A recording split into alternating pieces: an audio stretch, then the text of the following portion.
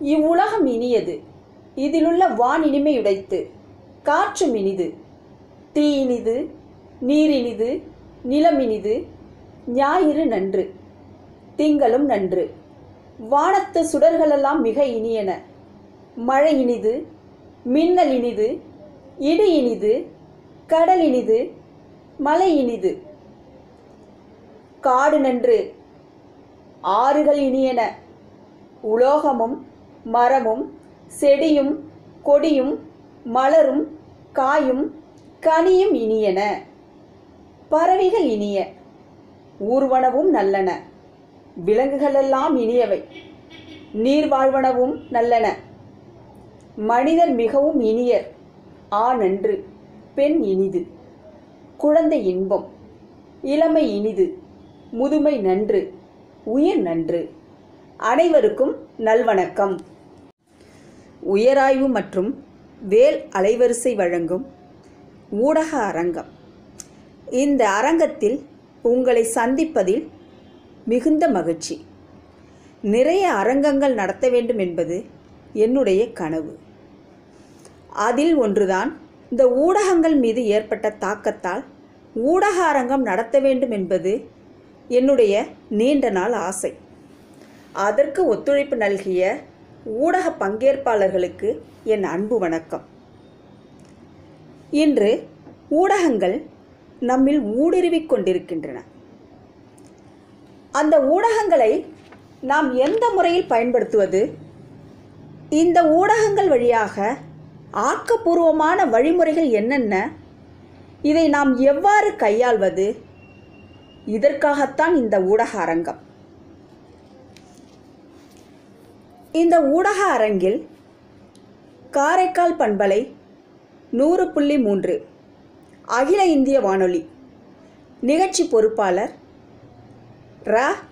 வெங்கடேஸ்வரன் விடாமுயற்சியால் விண்ணை தொடலாம் என்ற தலைப்பில் உரை நிகழ்த்துகிறார். அவருக்கு என் வணக்கம்.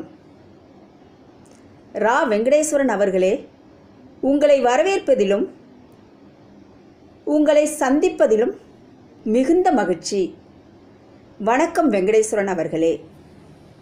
அடுத்து நியூஸ் 7 தமிழ் தொலைக்காட்சி சென்னை மூத்த செய்தி உதவி ஆசிரியர் கவிஞர் கவிமோகன்.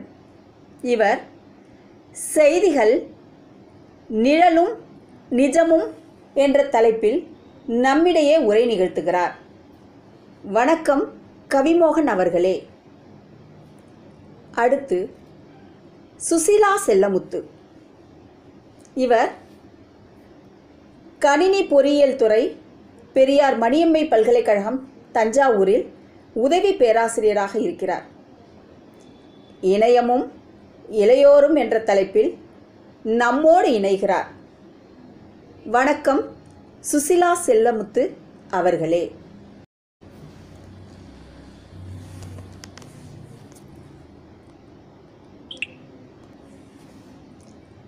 எம். நம்பிராஜன், மக்கள் தொடர்பு அலுவலர், தன்னம்பிக்கை மாத இதழின் ஆசிரியர், கோயம்புத்தூர். இதழ்களின் இயக்கமும் இளைஞர்களின் பங்களிப்பும் என்று நம்மிடையே உரையாற்றுகிறார். வணக்கம் நம்பிராஜன் அவர்களே. அடுத்து இரா. சுரேஷ்குமார். இவர் TCU, பாரத், டெல்டா இந்த தொலைக்காட்சிகளின் தொகுப்பாளராக இருக்கிறார். சின்னத்திரையில் வண்ணக் கனவுகள் என்று நம்மிடையே உரை நிகழ்த்துகிறார். வணக்கம் சுரேஷ்குமார் அவர்களே. மற்றும் எங்களின் அன்பு பயனர்களே, ஆன்றோர்களே, சான்றோர்களே, என் உயிரினும் மேலான உலகத் தமிழ் மாணவ செல்வங்களே, உங்கள் அனைவருக்கும் என் அன்பான வணக்கம். இன்று உங்கள் முன் ஊடகங்களை நிறுத்தியிருக்கிறேன். இதை மாணவர்கள் தகுந்த முறையில் பயன்படுத்தி ஊடகங்களில் உலா வர வேண்டும் என்று அன்பு வேண்டுகோளை உங்கள் முன் வைத்து விடைபெறுகின்றேன். நன்றி வணக்கம். நான் உங்கள் முனைவர் சே. அஜிதா, துறை தலைவர், தமிழ் உயராய்வுத்துறை, திருவிக அரசு கலைக்கல்லூரி, திருவாரூர். மீண்டும் ஒரு முறை உங்கள் அனைவருக்கும் வணக்கத்தையும் நன்றியையும் கூறி விடைபெறுகின்றேன். நன்றி, வணக்கம். வணக்கம். இது உயராய்வு மற்றும் வேல் அலைவரிசையின் சிறப்பு காணொளி தொகுப்பு. வாழ்க்கையில வர சோதனைகளை சாதனைகளாக்கி இன்று இமயம் வரை உயர்ந்திருப்பவர்களை பத்தி தான் இந்த காணொளியில நம்ம பார்க்க போறோம். நீங்கள் கேட்டுக்கொண்டிருப்பது நேர் விருப்பம். இனி அடுத்ததாக உங்களுக்கு வருவது என ஒரு பரபரப்பு பேச்சினை ஒளிபரப்பி, பேருந்து, போர் என பல்வேறு தகவல்களை ஒளிபரப்பி இன்றும் அதே நடைமுறையில் நவீனமாக மாறியுள்ளது வானொலி மட்டும்தான். அடுத்தடுத்த கட்டங்களை கடந்து சென்று கொண்டிருக்கும் வேளையில் சமூகத்தில் மாற்றத்தை விதைக்க வருகிறார் வெங்கடேஸ்வரன் ஐயா அவர்கள். 1987 ஆண்டு தொடங்கப்பட்ட வானொலியில் முதலில் ஒளிபரப்பு செய்தவர் என்ற பெருமைக்குரியவர். 2003 முதல் நிகழ்ச்சி பொறுப்பாளராகவும் 2017 ஆண்டு முதல் காரைக்கால் வானொலியில் நிகழ்ச்சி பிரிவு மற்றும் தலைவராக கூடுதல் பொறுப்பாக பணியிலுள்ளார். 34 வருட அனுபவம் நிறைந்த வெங்கடேஸ்வரன் ஐயா அவர்கள் மெல்ல வருடும் தென்றல் போல அவர் உரையால் நம் இதயத்தை வருட வருகிறார்.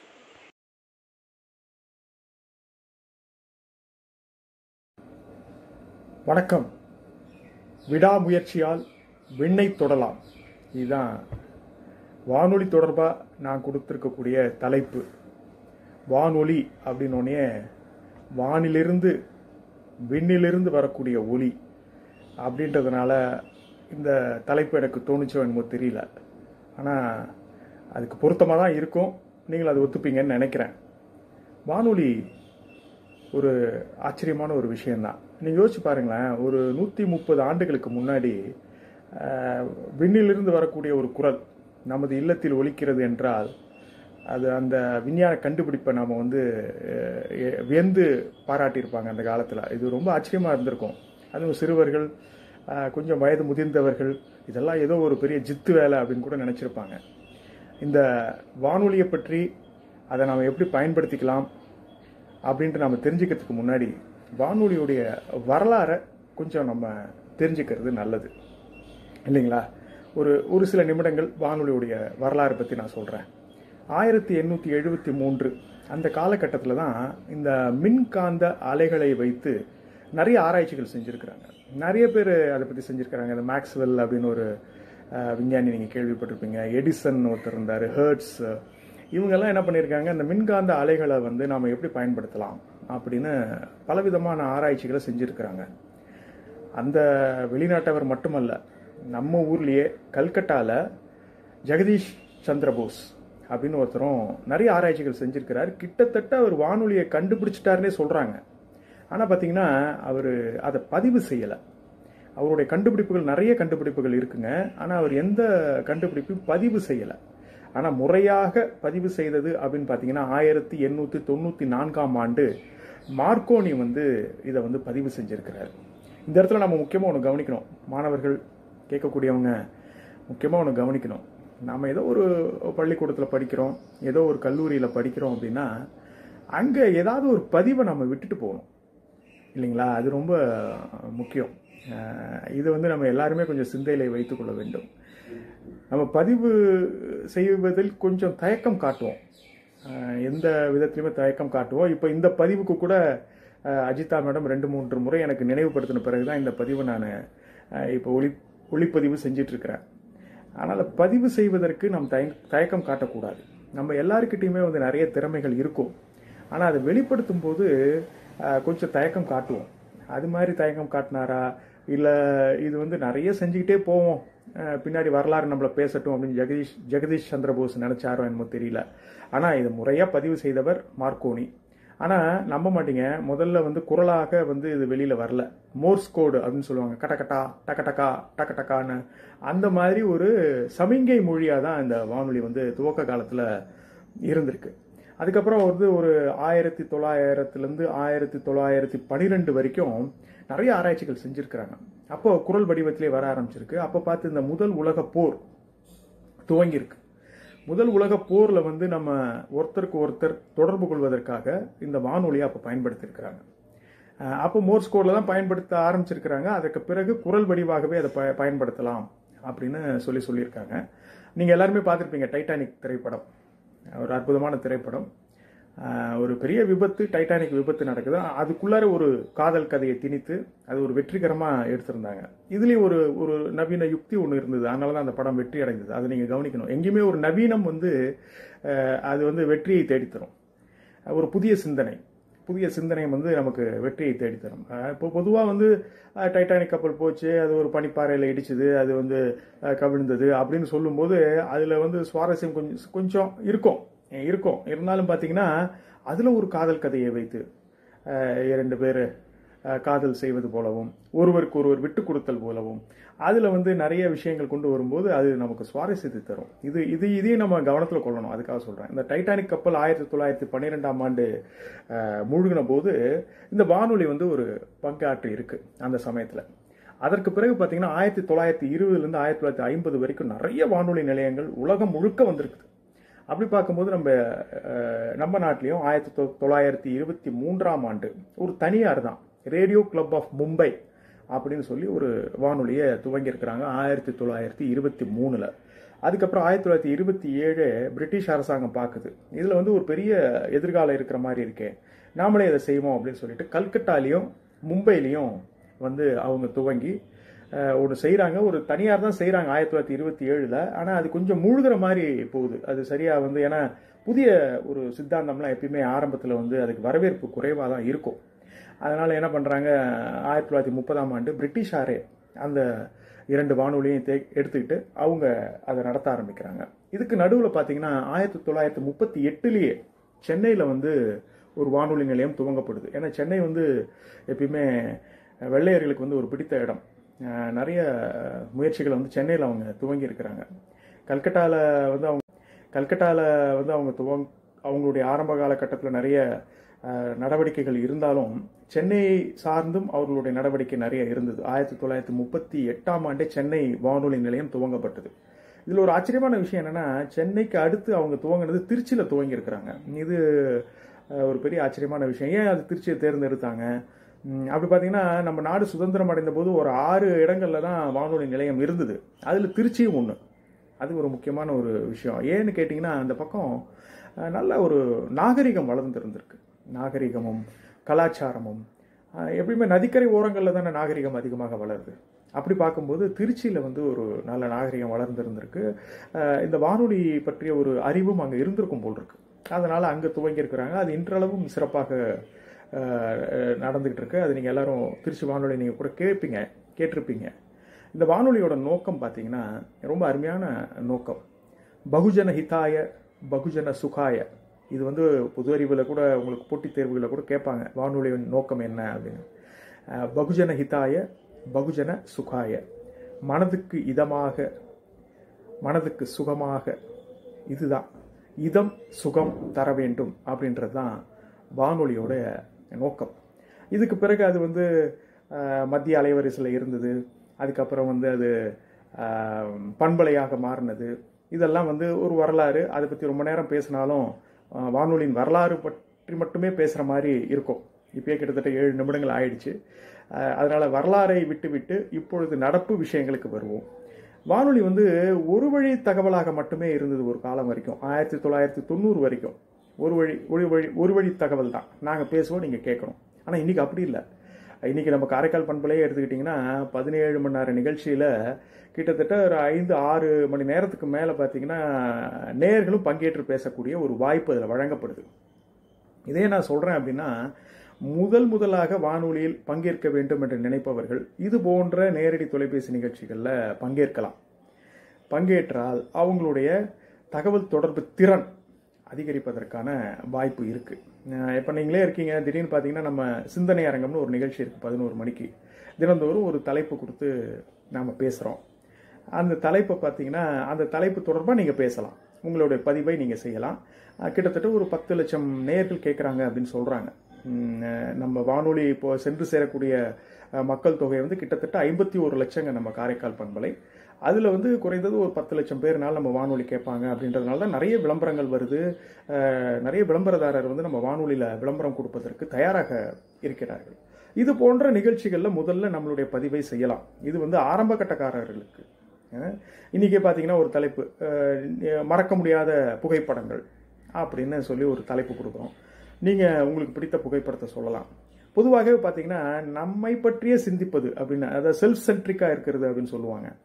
அந்த நிகழ்ச்சி பற்றி கூட ஒரு அறிவிப்பாளர் வந்து இந்த மாதிரி தலைப்பு, சார் இதை வந்து உங்களுக்கு பிடித்த திருமண புகைப்படம், குழந்தை திரைப்படம் அப்படின்னு ஆரம்பித்தாங்க. நான் சொன்னேன், நம்மளை பற்றி சிந்திப்பதை விட பொதுவான புகைப்படங்கள் அதிகமாக இருக்கும். இப்போ ஹிரோஷிமா நாகசாகியில் ஒரு குண்டு போட்டாங்க.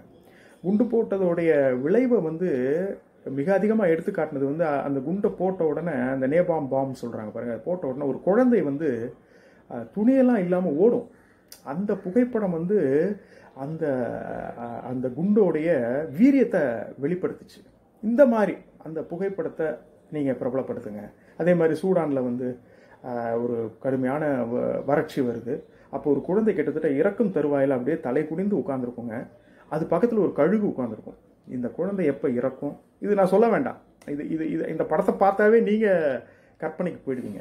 இது போன்ற விஷயங்களில் முதல்ல நீங்கள் ஈடுபடுத்தி நீங்கள் பேசலாம். அப்புறம் பார்த்தீங்கன்னா நிறைய இளைய பாரதம் இது மாதிரி நிகழ்ச்சிகள்லாம் இருக்குது. நம்ம கல்லூரி, திருவிக்கா கல்லூரியிலேருந்து கூட அந்த மாணவர்கள் வந்து பண்ணியிருக்கிறாங்க. அந்த மாதிரி நிகழ்ச்சியில் வந்து சுற்றறிக்கை விடுவாங்க கல்லூரியில், நீங்களும் பங்கேற்று பயன்பெறலாம் அப்படின்னு. அந்த சுற்றறிக்கையை பார்த்துட்டு அப்படியே கமுக்கமாக நம்ம போயிடுவோம். அது மாதிரி இருக்கக்கூடாது. ஏதோ ஒரு கவிதை, நிறைய பேர் கவிதை எழுதுறீங்க, அந்த கவிதையை வெளிப்படுத்தலாம். அதுக்கு தான் வானொலி அந்த வாய்ப்பை உங்களுக்கு கொடுக்குது. ஏன்னா இந்த மாதிரி நிகழ்ச்சியில் பார்த்தீங்கன்னா திரைப்படம் சார்ந்த விஷயங்களை நாங்கள் வந்து வரவேற்பதில்லை. ஒரு பாட்டு பாடுங்க அப்படின்னா திரைப்படத்தில் இருக்கிற ஒரு பாட்டை பாடினா நாங்கள் வேண்டான்னு சொல்லுவோம். ஏன்னா திரைப்பட பாட்டு தான் முன்னாடி இருக்கே, அதையே நீங்கள் பாடணும். உங்களுடைய சொந்த கற்பனையில் உங்களுடைய திறனை வெளிப்படுத்தக்கூடிய வகையில் ஏதாவது ஒன்று செய்யுங்க அப்படின்னு தான் நம்ம சொல்கிறோம். இது வானொலி வந்து நிறைய வந்து ஊக்குவிக்குதுங்க. இதை நீங்கள் பயன்படுத்தி கொள்ளணும். அதே மாதிரி வானொலியில் வாய்ப்புகள் கொட்டி கிடக்குங்க. இப்போ பார்த்தீங்கன்னா ஆர்ஜே அப்படின்னு சொல்கிறாங்க, வாய்ப்புகள் கொட்டி கிடக்குங்க. இப்போ பார்த்தீங்கன்னா ஆர்ஜே அப்படின்னு சொல்கிறாங்க. இது வந்து இப்போ நம்ம அதிகபட்சமாக பார்த்தீங்கன்னா முழு நேர அறிவிப்பாளர்களே நம்ம இப்போ எந்த நிலையுமே எடுக்கிறது இல்லை. அப்போ பார்த்தீங்கன்னா பகுதி நேர அறிவிப்பாளராக ஒரு இளங்கலை படித்த மாணவர் ஒரு பகுதி நேர அறிவிப்பாளராக வானொலியோடு சேரலாம். அதில் வந்து கொஞ்சம் சில சிக்கல்கள் இருக்கும். எப்படின்னு கேட்டிங்கன்னா, உங்களுடைய குரல் தேர்வு செய்யப்படும். அது ஆடிஷன் அப்படின்னு சொல்லுவாங்க. முதல்ல ஒரு எழுத்து தேர்வு வைப்பாங்க. ஏன்னா பொது அறிவு கொஞ்சம் இருக்கணும் இல்லையா, அதுக்காக ஒரு எழுத்து தேர்வு வைப்பாங்க. அந்த எழுத்து தேர்வு நீங்கள் வெற்றி பெற்ற பிறகு உங்களுடைய குரல் பரிசோதிக்கப்படும். உங்களுடைய ஆசிரியை அஜிதா அம்மா கூட ஒரு முறை வந்து அவங்க ஆசிரியர் அந்த தேர்வு குழுவில் இருந்தாங்க. அவங்க அந்த தேர்வு குழு வந்து உங்கள் குரலை தேர்ந்தெடுக்கும். அந்த இடங்களில் சில சமயத்தில் சறுக்கும். சில பேருக்கு வந்து நம்ம சில உச்சரிப்பு நம்ம சரியாக கவனிச்சிருக்க மாட்டோம். அவ்வளோதானே தவிர நமக்கு வரலன்றது இல்லை, கவனிக்க மாட்டோம். அழகர உச்சரிப்பு ரொம்ப முக்கியம். தமிழுக்கு ழ அழகு அப்படின்றது வந்து நம்ம கவனிச்சிருக்க மாட்டோம். இப்போ நுனிநாக்கில் பேசிய பழகிடுறோம். அதனால வந்து கவனிக்காததுனால அதை நம்ம சரியா உச்சரிக்காத இருந்திருப்போம். இந்த மாதிரி சமயங்கள்ல அதை சரிப்படுத்திக்கணும். அதான் அங்கதான் சொல்றேன் நான், விடாமுயற்சி. அந்த விடாமுயற்சி உங்களுக்கு தேவைப்படும். நிறைய கேள்விப்பட்டிருப்பீங்க.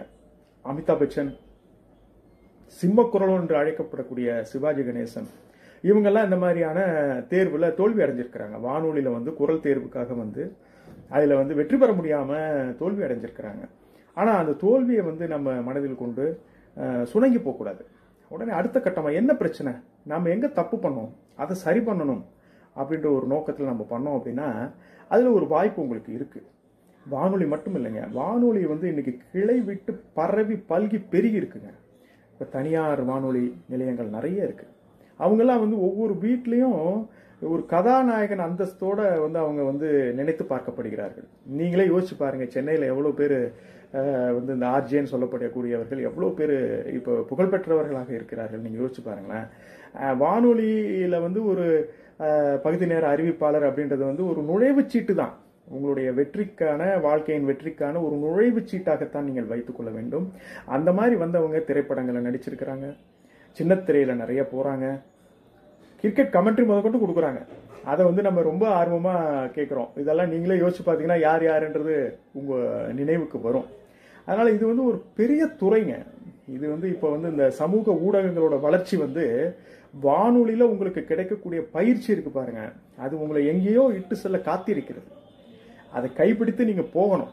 அதுதான் இப்போ நீங்கள் வந்து இணையதளங்களில் இப்போ யூடியூப்பில் பாருங்கள் எவ்வளோ பதிவுகள் சர்வசாதாரணமாக இளைஞர்கள் போடுறாங்க. போட்ட ஒரு சில நிமிடங்களில் 10 மில்லியன் வியூஸ், 20 மில்லியன் வியூஸ் அப்படின்லாம் வருது. அதற்கான வாய்ப்புகளையும் இந்த வானொலியில் கிடைக்கக்கூடிய உங்கள் அனுபவம் வந்து நிச்சயமாக ஏற்படுத்தி தரும். இப்போ உங்கள் பகுதியிலேயே பார்த்தீங்கன்னா ஏதோ ஒரு வித்தியாசமான ஒரு நிகழ்வு நடந்திருக்கும், இல்லைன்னா வந்து வரலாற்று சின்னம் ஒன்று இருக்கும். அந்த மாதிரி இடங்களை நீங்கள் போய் நின்று ஒரு ஒரு ஒரு பதிவு பண்ணி நீங்கள் அதை வந்து உங்களுடைய யூடியூப் இதில் போட்டிங்கன்னு வச்சுக்கோங்களேன், அதுக்கு வந்து எவ்வளோ போஸ்ட் வர்றதுக்கான வாய்ப்புகள் இருக்குது. இது வந்து நீங்கள் வெளியில் போய் தான் இந்த வேலையை செய்யணும்னே அவசியம் இல்லைங்க. வீட்டில் இருந்துக்கிட்டு உங்களுக்கு பிடித்ததை நீங்கள் வெளிப்படுத்தினீங்கன்னா நிச்சயமாக வந்து ஒரு பெரிய வரவேற்பு காத்திருக்கு. அதனால் வானொலி அப்படின்னு நான் சொல்கிறது வந்து ஒரு நுழைவுச்சீட்டு. இதன் மூலமாக உள்ளே வந்தீங்க அப்படின்னா ஒரு பெரிய பறந்து விரிந்த உலகம் உங்களுக்காக காத்திருக்கு, உங்களை கொண்டாட காத்திருக்கு. அதுவும் ஏன்னா இது வந்து ஒவ்வொரு வீட்டுக்குள்ளாரையும் நீங்கள் போகிறீங்க. அதனால் வந்து இது ஒரு வித்தியாசமான துறைங்க. இது வந்து ஒரு மன மகிழ்ச்சி தரக்கூடிய துறை. எத்தனையோ துறைகள் இருக்குது, நிறைய வந்து பொருள் ஈட்டலாம். ஆனால் மனசுக்கு சந்தோஷம் தரக்கூடிய, நீங்கள் செய்த ஒரு நிகழ்ச்சியை கேட்டு என்னுடைய வாழ்க்கையை புரட்டி போட்டுருச்சு சார் நீங்கள் சொன்ன செய்தி அப்படின்னு சொல்லும்போது நமக்கு அதில் கிடைக்கக்கூடிய ஒரு மன நிறைவு இருக்குது பாருங்கள், அதுக்கு வந்து ஈடு இணையே கிடையாதுங்க. அதனால் விடாமுயற்சி எடுத்துக்கோங்க. வானொலி வந்து உங்களை வரவேற்க காத்திருக்கு எப்பயுமேங்க. நீங்கள் ஏதோ ஒரு ரூபத்தில் நீங்கள் வந்து உள்ளுக்குள்ளார வரலாம், வானொலியில் பேசலாம், உங்களுடைய திறமைகளை வெளிப்படுத்தலாம், உங்களை மேம்படுத்தி கொள்ளலாம். வாருங்கள், வானொலியோடு இணைந்து பயணம் செய்ய உங்களை அழைக்கிறோம், காத்திருக்கிறோம். நன்றி. ஆர் வெங்கடேஸ்வரன், நிகழ்ச்சி பொறுப்பாளர், காரைக்கால் பண்பலை. அடியெடுத்து வைத்தாலே அண்டங்கள் அதிரும், விழித்திறந்து பார்த்தாலே விண்மீன்கள் சிதறும், உண்மைகள் உரைக்கத்தான் உதிரங்கள் துடிக்கும், ஊடகங்கள் கர்ஜித்தால் பொய்மைகள் அடங்கும். இப்படிப்பட்ட ஒரு மிகப்பெரிய ஊடகமாக தமிழகத்தின் முன்னணி தொலைக்காட்சிகளில் ஒன்றான நியூஸ் 7 தமிழ் தொலைக்காட்சியில் பணியில் இருப்பவர்தான் ஐயா கவிமோகன் அவர்கள். ஒரு விவசாய குடும்பத்தில் பிறந்து முதல் நிலை பட்டதாரியாக தனது பட்டப்படிப்புகளை முடித்து இன்று இளைஞர்களுக்கு ஒரு நல்ல வழிகாட்டியாக திகழ்கிறார். இதுவரை 7 திரைப்படங்களுக்கு பாடல்கள் எழுதியுள்ளார். இது தவிர கலைஞர் தொலைக்காட்சி, பொதிகை தொலைக்காட்சி, தமிழன் தொலைக்காட்சி என அனைத்து தொலைக்காட்சிகளிலும் பணியாற்றியுள்ளார். இவரது கவிதை நூல்களுக்காக கவிச்சுடர் விருது பெற்றுள்ளார். இன்று சாதிக்க துடிக்கும் அனைத்து இளைஞர்களுக்காகவும் அவர்களது மனதில் ஒரு புரட்சி தீயை மூட்டும் வகையில் ஒரு நல்ல உரை வழங்க வருகிறார். வாருங்கள் நேயர்களே,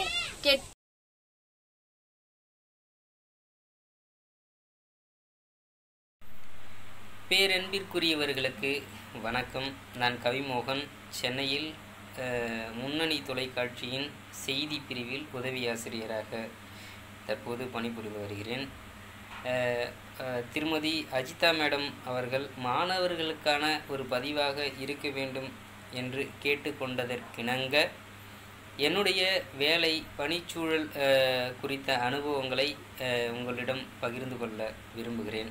அதன் அடிப்படையில் செய்தி என்றால் என்ன, அந்த துறையின் பணிகள் என்ன, முக்கியத்துவம் என்ன, அங்கு பணிபுரிய தேவையான தகுதிகள் என்ன, இப்படிப்பட்ட சில தகவல்களை உங்களுடன் நான் பகிர்ந்து கொள்ள விரும்புகிறேன்.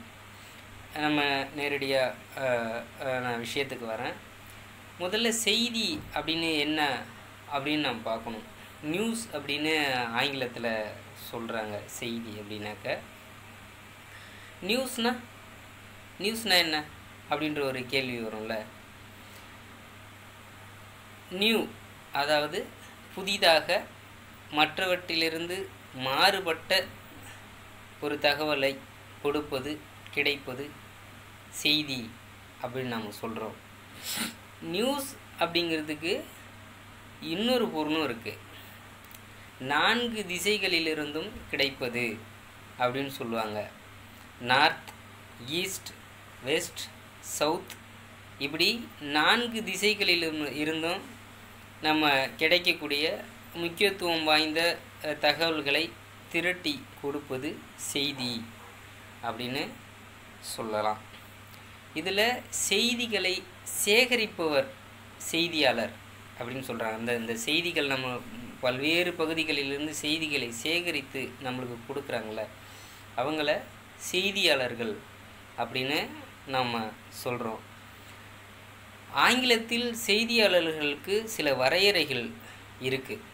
இன்றைக்கு பகுதி நேர செய்தியாளர்கள் தான் அதிக அளவில் இருக்கிறார்கள். அப்படிப்பட்டவர்கள் ரிப்போர்ட்டர் அப்படின்னு நம்ம சொல்கிறோம். ஒரு நிறுவனத்தில் முழு நேர செய்தியாளராக இருக்கவங்க வந்து கரஸ்பாண்டன்ட் அப்படின்னு சொல்லுவோம். அதே நேரத்தில் ஒரு குறிப்பிட்ட நிகழ்ச்சியை செய்தியை திரட்டி தருவதற்கு ஒரு இடத்திற்கு அனுப்பப்படுபவர் ஸ்பெஷல் கரஸ்பாண்டன்ட் அப்படின்ட்டு நம்ம சொல்கிறோம். இதில் அதிக புழக்கத்தில் இருக்கிற இன்னொரு வார்த்தையும் உண்டு. நம்ம எல்லாரும் அதிகமாக கேள்விப்பட்டுருவோம். இல்லை நம்ம விட வயதில் மூத்தவங்க அதிகமாக சொல்கிறவங்க அந்த வார்த்தைகள் வந்து நிருபர் அப்படின்னு சொல்லுவாங்க. தொடக்க காலத்தில் வெளியூரில் இருந்து செய்திகளை திரட்டியவர்கள் அந்த கடிதங்கள் மூலம் ஆசிரியர்களுக்கு அனுப்பி வைத்தனர். அதாவது சமஸ்கிருதத்தில் கடிதத்திற்கு நிருபம் என்று பெயர். இதனால் அந்த செய்தி தருபவர்கள் நிருபர்கள் என அழைக்கப்பட்டனர். செய்தியை எளிமையாக நாம் தெரிஞ்சுக்கிறதுக்கு 5 விஷயம் இருக்குது. ரொம்ப சூப்பராக இவ்வளோ தான் செய்தியா இல்லை இதுதான் செய்தியா அப்படின்ட்டு நம்ம தெரிஞ்சுக்கணுன்னா அதுக்கு 5 எளிமையான சூத்திரம் இருக்குது. அதை 5W ஒரு 5 போட்டு பக்கத்தில் W அப்படின்னு போடுவாங்க. 5W அப்படின்னு போடுவாங்க. அது என்ன 5W அப்படின்னு கேட்குறீங்களா? வாட் என்ன, ஒய் ஏன் அல்லது எதற்காக, வென் எப்பொழுது, வேர் எங்கே, ஹூ யார் எவர். இந்த 5W தான் செய்திக்கு ரொம்ப முக்கியமானது. இந்த 5Wக்கான விடை கிடைச்சிருச்சுன்னா அந்த செய்தியோட முழுமை நம்மளுக்கு தெரிஞ்சு வரும். வாட் என்ன, முதல்ல என்ன தெரிஞ்சுக்க நம்ம அப்படின்றத பார்க்கணும். செய்தியின் கரு, என்ன செய்தியின் கரு என்ன, அதுதான் முக்கியமானது. அந்த செய்தி என்ன செய்தி அப்படிங்கிறத நம்ம முதல்ல தெரிஞ்சுக்கணும்.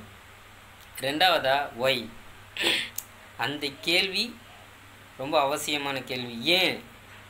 ஏன் நடந்தது, அந்த செய்தி ஏன் நடந்தது அப்படிங்கிறத அதை சுற்றின தகவல்களை நம்ம தெரிஞ்சுக்கணும். ஏன் அது நடந்தது அப்படிங்கிறத நம்ம கண்டிப்பாக தெரிஞ்சுக்கணும். மூணாவது எப்போ நடந்தது, வென், அந்த செய்தி எப்போ நடந்தது. ஒரு செய்தி வந்து எவ்வளோ சீக்கிரமாக நம்ம அதை கொடுக்குறோம் அப்படிங்கிறத பொறுத்து தான் அந்த செய்தியோட தன்மை இருக்குது. அதுதான் மக்கள்கிட்ட போய் சேரும், ரொம்ப சீக்கிரமாக மக்கள்கிட்ட போய் சேரும்.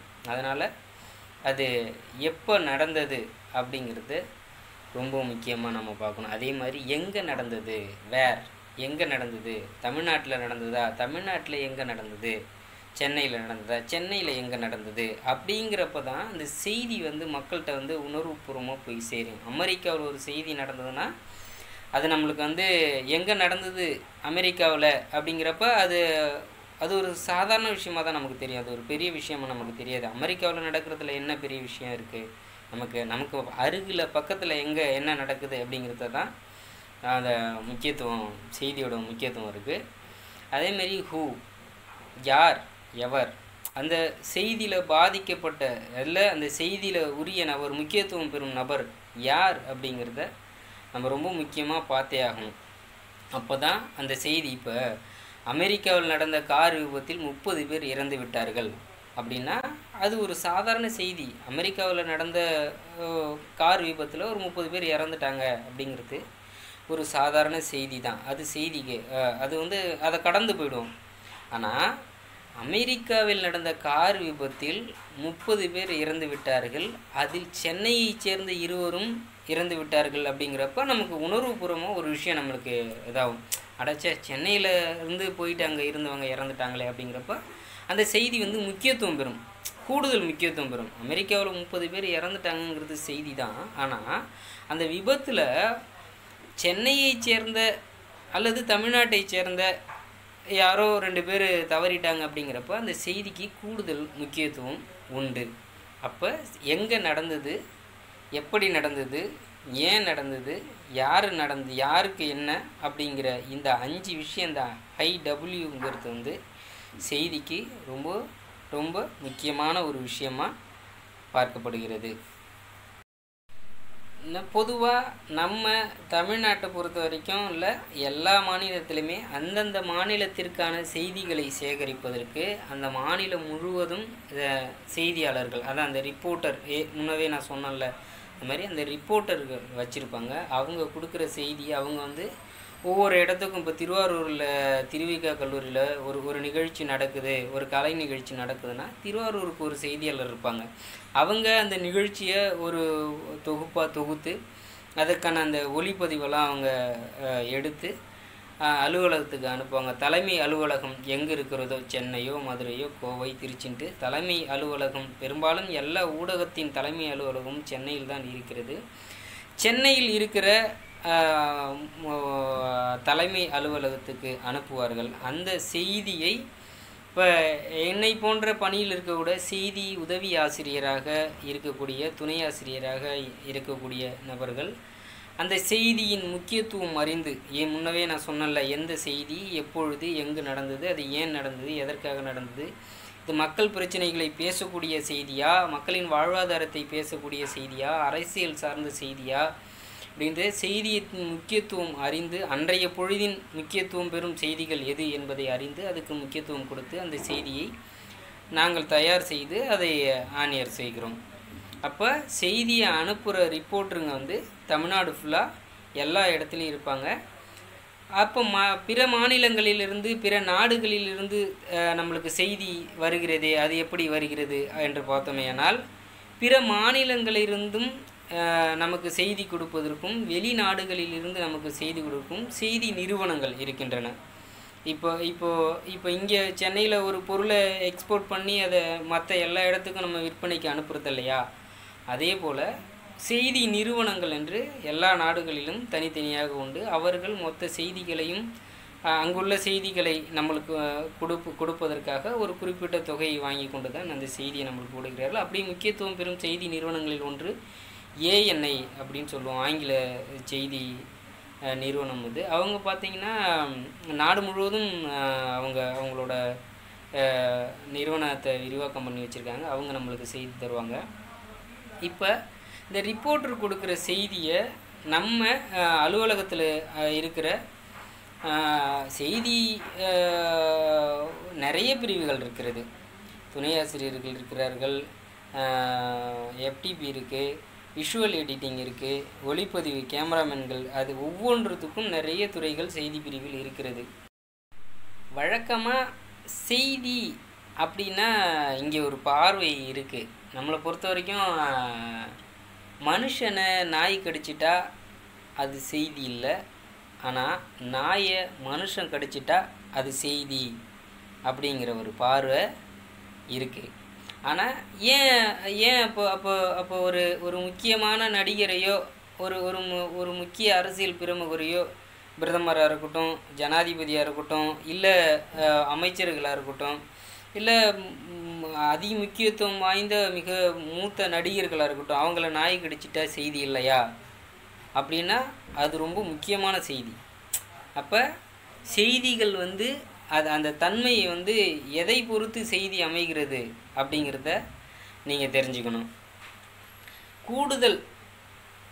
கூடுதல் கவனத்தை ஈர்க்கக்கூடிய சுவையான, சுவாரஸ்யமான, பாதிப்பை ஏற்படுத்தக்கூடிய, பயனுள்ள எது வேண்டுமானாலும் செய்தியாக மாறலாம். செய்திகளின் முக்கியத்துவம் இடத்திற்கு இடம் மாறுபடும். இப்போது ஒரு செய்தி பிற பகுதிகளிலிருந்து தலைமை அலுவலகத்திற்கு வந்து அது எப்படி ஆன் ஏர் ஆகிறது என்பதை உங்களோட புரிதலுக்காக ரொம்ப சுருக்கமாக நான் சொல்லி முடிச்சிட்றேன், சரிங்களா? இப்போ மயிலாடுதுறையில் ஒரு கோயில் நிகழ்ச்சி நடக்குது, ஒரு கோயில் குடமுழுக்கு விழா நடக்குது அப்படின்னா அது எங்கேருந்து எங்கே வந்து எப்படி ஆன் ஏர் ஆகுது அப்படிங்கிறத நான் ஃபஸ்ட்டு சொல்லிடுறேன். அந்த மயிலாடுதுறையில் இப்போ மயூரநாதர் கோயிலோட குடமுழுக்கு விழா நடக்குது அப்படின்னா முதல்ல அந்த செய்தியாளர் வந்து அங்கே போயிட்டு கோயில் விழாவை முழுவதும் ஒளிப்பதிவு செய்து அந்த செய்தியோட என்ன செய்தி சாரம்சத்தை ஒரு பக்கத்துக்கு அனுப்புவார். எங்கே அனுப்புவார்னா தலைமை அலுவலகத்தில் இருக்கிற அசைன்மெண்ட் டெஸ்க், அங்கே சில பணியாளர்கள் இருப்பாங்க, அங்கே அனுப்புவாங்க. அவங்க அந்த செய்தியை எடுத்து அதற்கு அடுத்த இதில் இருக்கிற செய்தி பிரிவில் இருக்கிற செய்தி ஆசிரியர்கள், உதவி ஆசிரியர்கள் அப்படின்ட்டு இருப்பாங்க. அவங்களுக்கு அந்த ரன்டவுனில் இந்த செய்தியை வந்து வைப்பாங்க. வச்சுட்டு இது மாதிரி செய்தி வந்திருக்கு அப்படின்னு சொல்லுவாங்க. அப்போ நம்ம அந்த செய்தி என்ன பண்ணுவோம் அப்படின்னா, அந்த செய்தியை எடுத்து பார்த்துட்டு அந்த செய்தி என்ன செய்தி, முக்கியத்துவமான செய்தியா இல்லை இதை வச்சிக்கலாமா வேணாமா அப்படிங்கிறத முதல்ல நம்ம முடிவு பண்ணுவோம். வச்சிக்க போகிறோம், இந்த செய்தியை நம்ம ஆன்எயர் பண்ண போகிறோம் அப்படின்னா முதல்ல அந்த செய்தியை வந்து நம்ம வந்து ரன்டவுனில் சுருக்கமாக நம்ம இது பண்ணுவோம். என்ன பண்ணுவோம் அப்படின்னா, அந்த செய்திக்கு முதல்ல ஒரு ஒரு ஒரு செய்தி சுருக்கத்தை சொல்லுவோம். இது மாதிரி மயிலாடுதுறை மயூரநாதர் கோயில் குடமுழுக்கு விழா வெகு விமர்சையாக நடைபெற்றது அப்படின்னு போட்டுட்டு கீழே வந்து நம்ம செய்தியோட தொகுப்பை இந்த எவ்வளோ தேவையோ அந்த செய்தியை வந்து நம்ம எழுதுவோம். முதல்ல செய்தி அப்படிங்கிறது வந்து பத்திரிகைகளுக்கு ஒரு ஃபோட்டோ போட்டு 3 பக்கத்துக்கு கூட செய்தி எழுதிடலாம். ஆனால் காட்சி ஊடகத்தில் அதை மாதிரி பண்ண முடியாது. எவ்வளோ தேவை அப்படிங்கிறத ஒரு வரையறை இருக்குது. அதுக்குள்ளே அதை வச்சா தான் மக்கள் ரசிப்பார்கள், பார்ப்பாங்க, விரும்புவாங்க அப்படிங்கிற ஒரு அமைப்பு இருக்குது. அதனால் அந்த செய்தியை வந்து ஒரு 4 அல்லது 5 வரிக்கு குறையாமல் அந்த செய்தியை நம்ம வந்து எழுதுவோம். அது மாதிரி மயிலாடுதுறையில் புகழ்பெற்ற மயூரநாதர் கோயிலில் 50ஆம் ஆண்டு குடமுழுக்கு விழா வெகு விமர்சையாக நடைபெற்றது. முன்னதாக மயூரநாதருக்கு வண்ண மலர்கள் கொண்டு அலங்காரம் செய்தும் பட்டுடுத்தியும் தீபாதாரணைகள் சிறப்பு பூஜைகள் நடைபெற்றது. இதனைத் தொண்டு நடைபெற்ற குடமுழுக்கு விழாவில் லட்சக்கணக்கான பக்தர்கள் கலந்து கொண்டு மயூரநாதரை வழிபட்டனர். இவ்வளோ தான் கண்டென்ட், இவ்வளோ தான் தேவை. அதுக்கு இந்த செய்தியை எழுதி நம்ம என்ன பண்ணுவோம்னா, நம்ம வந்து செய்தியை எழுதி நம்ம ஸ்கிரிப்ட் டன் கொடுத்து நம்ம வச்சுருவோம். அதே அந்த செய்தியை விஷுவல்ஸ் ரெடி பண்ணுற எடிட்டர்ஸ் அதை எடுத்துகிட்டு எவ்வளோ தேவை, என்ன தேவை, அந்த எந்தெந்த காட்சிகளெல்லாம் முக்கியமாக வைக்கணும், வச்சா மக்கள் பார்ப்பாங்க, இது பண்ணுவாங்க அப்படிங்கிறத வச்சுட்டு அவங்களும் ஓகே பண்ணிவிடுவாங்க. அதுக்கப்புறம் நம்ம அந்த செய்தியை வந்து நமக்கு மூத்த ஆசிரியர்கள் வந்து அதை ஒரு தடவை படித்து பார்த்துட்டு கரெக்ஷன் பண்ணிவிட்டு கொடுத்துருவாங்க. இப்போ ரன்டவுன் வந்து முக்கியத்துவம் அந்த செய்திகள் அடிப்படையில் ரன்டவுனை அடுக்குவாங்க. தலைப்புச் செய்திகள்லேருந்து இன்றைக்கி முதலமைச்சர் இதை பேசினார், பிரதமர் இதை பேசினார், இங்கே இது நடந்தது அப்படின்ட்டு முக்கியத்துவத்தின் அடிப்படையில் செய்திகள் அடுக்கப்பட்டிருக்கும். அதன் அடிப்படையில் செய்திகள் வந்து மேலே போகிறப்ப பிசிஆர்ன்ட்டு இருப்பாங்க. அவங்க தான் வந்து செய்தியை எடுப்பாங்க. செய்தியை வந்து ஆன்எயர் கொடுப்பாங்க. செய்தி வாசிப்பாளர்கள் இருப்பாங்க. அவங்க வாசிக்கக்கூடிய செய்திகளை எந்தெந்த செய்தியெல்லாம் அவங்க வாசிக்க போகிறாங்க நம்ம ரன்டவுனில் வச்சுருக்க ஆர்டரில் அவங்க 1 by 1 வந்து செய்தியை வந்து டெலிகாஸ்ட்டை பண்ணுவாங்க. அதை தான் நம்ம வந்து ஒரு முழுமையான செய்தியாக நம்ம வெளியில் பார்ப்போம். இதை தொடர்ந்து இப்போ செய்தி பிரிவில் வந்து நிறைய இந்த எல்லா பிரிவுகளுக்குமே வேலைகள் எப்போவுமே இருந்துக்கிட்டே இருக்கும். தேவையானவர்கள் உரிய அந்த எல்லா செய்திகளுமே ஆட்கள் எடுக்கிறப்ப அதற்கான விளம்பரத்தை, அதுக்கான அறிவிப்பை கொடுப்பாங்க. நீங்கள் என்ன பண்ணணுன்னா, உங்களுக்கு இந்த துறையில் ஆர்வம் இருக்குது, நான் வந்து செய்தித்துறையில் ஆர்வம் இருக்குது, நான் அதில் பணிபுரியணும் அப்படின்னு நினைக்கிறேன். நீங்கள் உங்களுக்கான அந்த தகுதி மீன்ஸ் அடிப்படையாக இப்போ தமிழ் டைப்ரைட்டிங் ரொம்ப அவசியமாக தேவைப்படும். அதை தயவு செஞ்சு கண்டிப்பாக இந்த நான் ஊடகத்துறைக்கு வரப்போகிறேன் அப்படின்னு நினைக்கிறவங்க தமிழ் டைப்ரைட்டிங் தெரிஞ்சு வச்சுங்க. இதை போல் நிறைய விஷயங்கள் இருக்குது. இதை பற்றி பேசணுன்னா ரொம்ப நிறைய பேசிக்கிட்டே இருக்கலாம். செய்தித்துறையில் அவ்வளோ விஷயங்கள் கொட்டி கிடக்கு. நான் வந்து எல்லா விஷயத்தையும் ரொம்ப சுருக்கமாக ஒரு 1 லெசன் பாயிண்ட் மாதிரி ஒரு வரியில் முடிச்சிருக்கேன். ஏன்னா ரொம்ப ப்ரீஃபாக ரொம்ப தெளிவாக விளக்கமாக இதை நான் சொல்லணுன்னா ரொம்ப நீண்ட நேரம் ஆகும். அதுக்கு ஒரு தனி பதிவு ஒரு அரை மணி நேரமோ இல்லை 1 மணி நேரமோ ஒரு மிகப்பெரிய பதிவாக அது போடணும். அந்தளவுக்கு பார்க்குற பொறுமையும் இன்றைக்கி நம்மிடம் குறைந்து விட்டது. அதனால் இவ்வளோ தான் செய்தித்துறையில், இவ்வளோ தான் இல்லை, நான் இப்போதைக்கு ரொம்ப சுருக்கமாக உங்களுக்கு வந்து இதை நான் சொல்லியிருக்கேன். ரொம்ப மகிழ்ச்சி. இந்த வாய்ப்பை கொடுத்த திருமதி அஜிதா மேடம் அவர்களுக்கு ரொம்ப நன்றி. வணக்கம். தொடர் முயற்சிகளால் சாதனைகள் பல புரிந்து அயல் தேசமெல்லாம் சுற்றி விருதுகள் பல வாங்கி வந்தவர். உலகமே ஒற்றை கையில் அடங்கி போகும் கணினி கல்வியில் கை தேர்ந்தவர். பெரியார் மணியம்மை கல்லூரியின் உதவி பேராசிரியராக பணியாற்றி வருகிறார் சுசீலா அம்மா அவர்கள். ISTE, CSI போன்றவற்றில் உறுப்பினராக உள்ளார். பன்னாட்டு அளவிலும் தேசிய அளவிலும் பல மாநாடுகளில் பங்கேற்றுள்ளார். ஆளும் சக்தி பெண் என்பதை ஊடகத்தின் வாயிலாக நிரூபித்து கணினியில் வேரூன்றி இருக்கிறார். இன்றைய இளைய சமுதாயத்தினருக்கு இவர் வழங்கும் முறைகளை வாருங்கள் நேயர்களே கேட்டு பயன்பெறலாம்.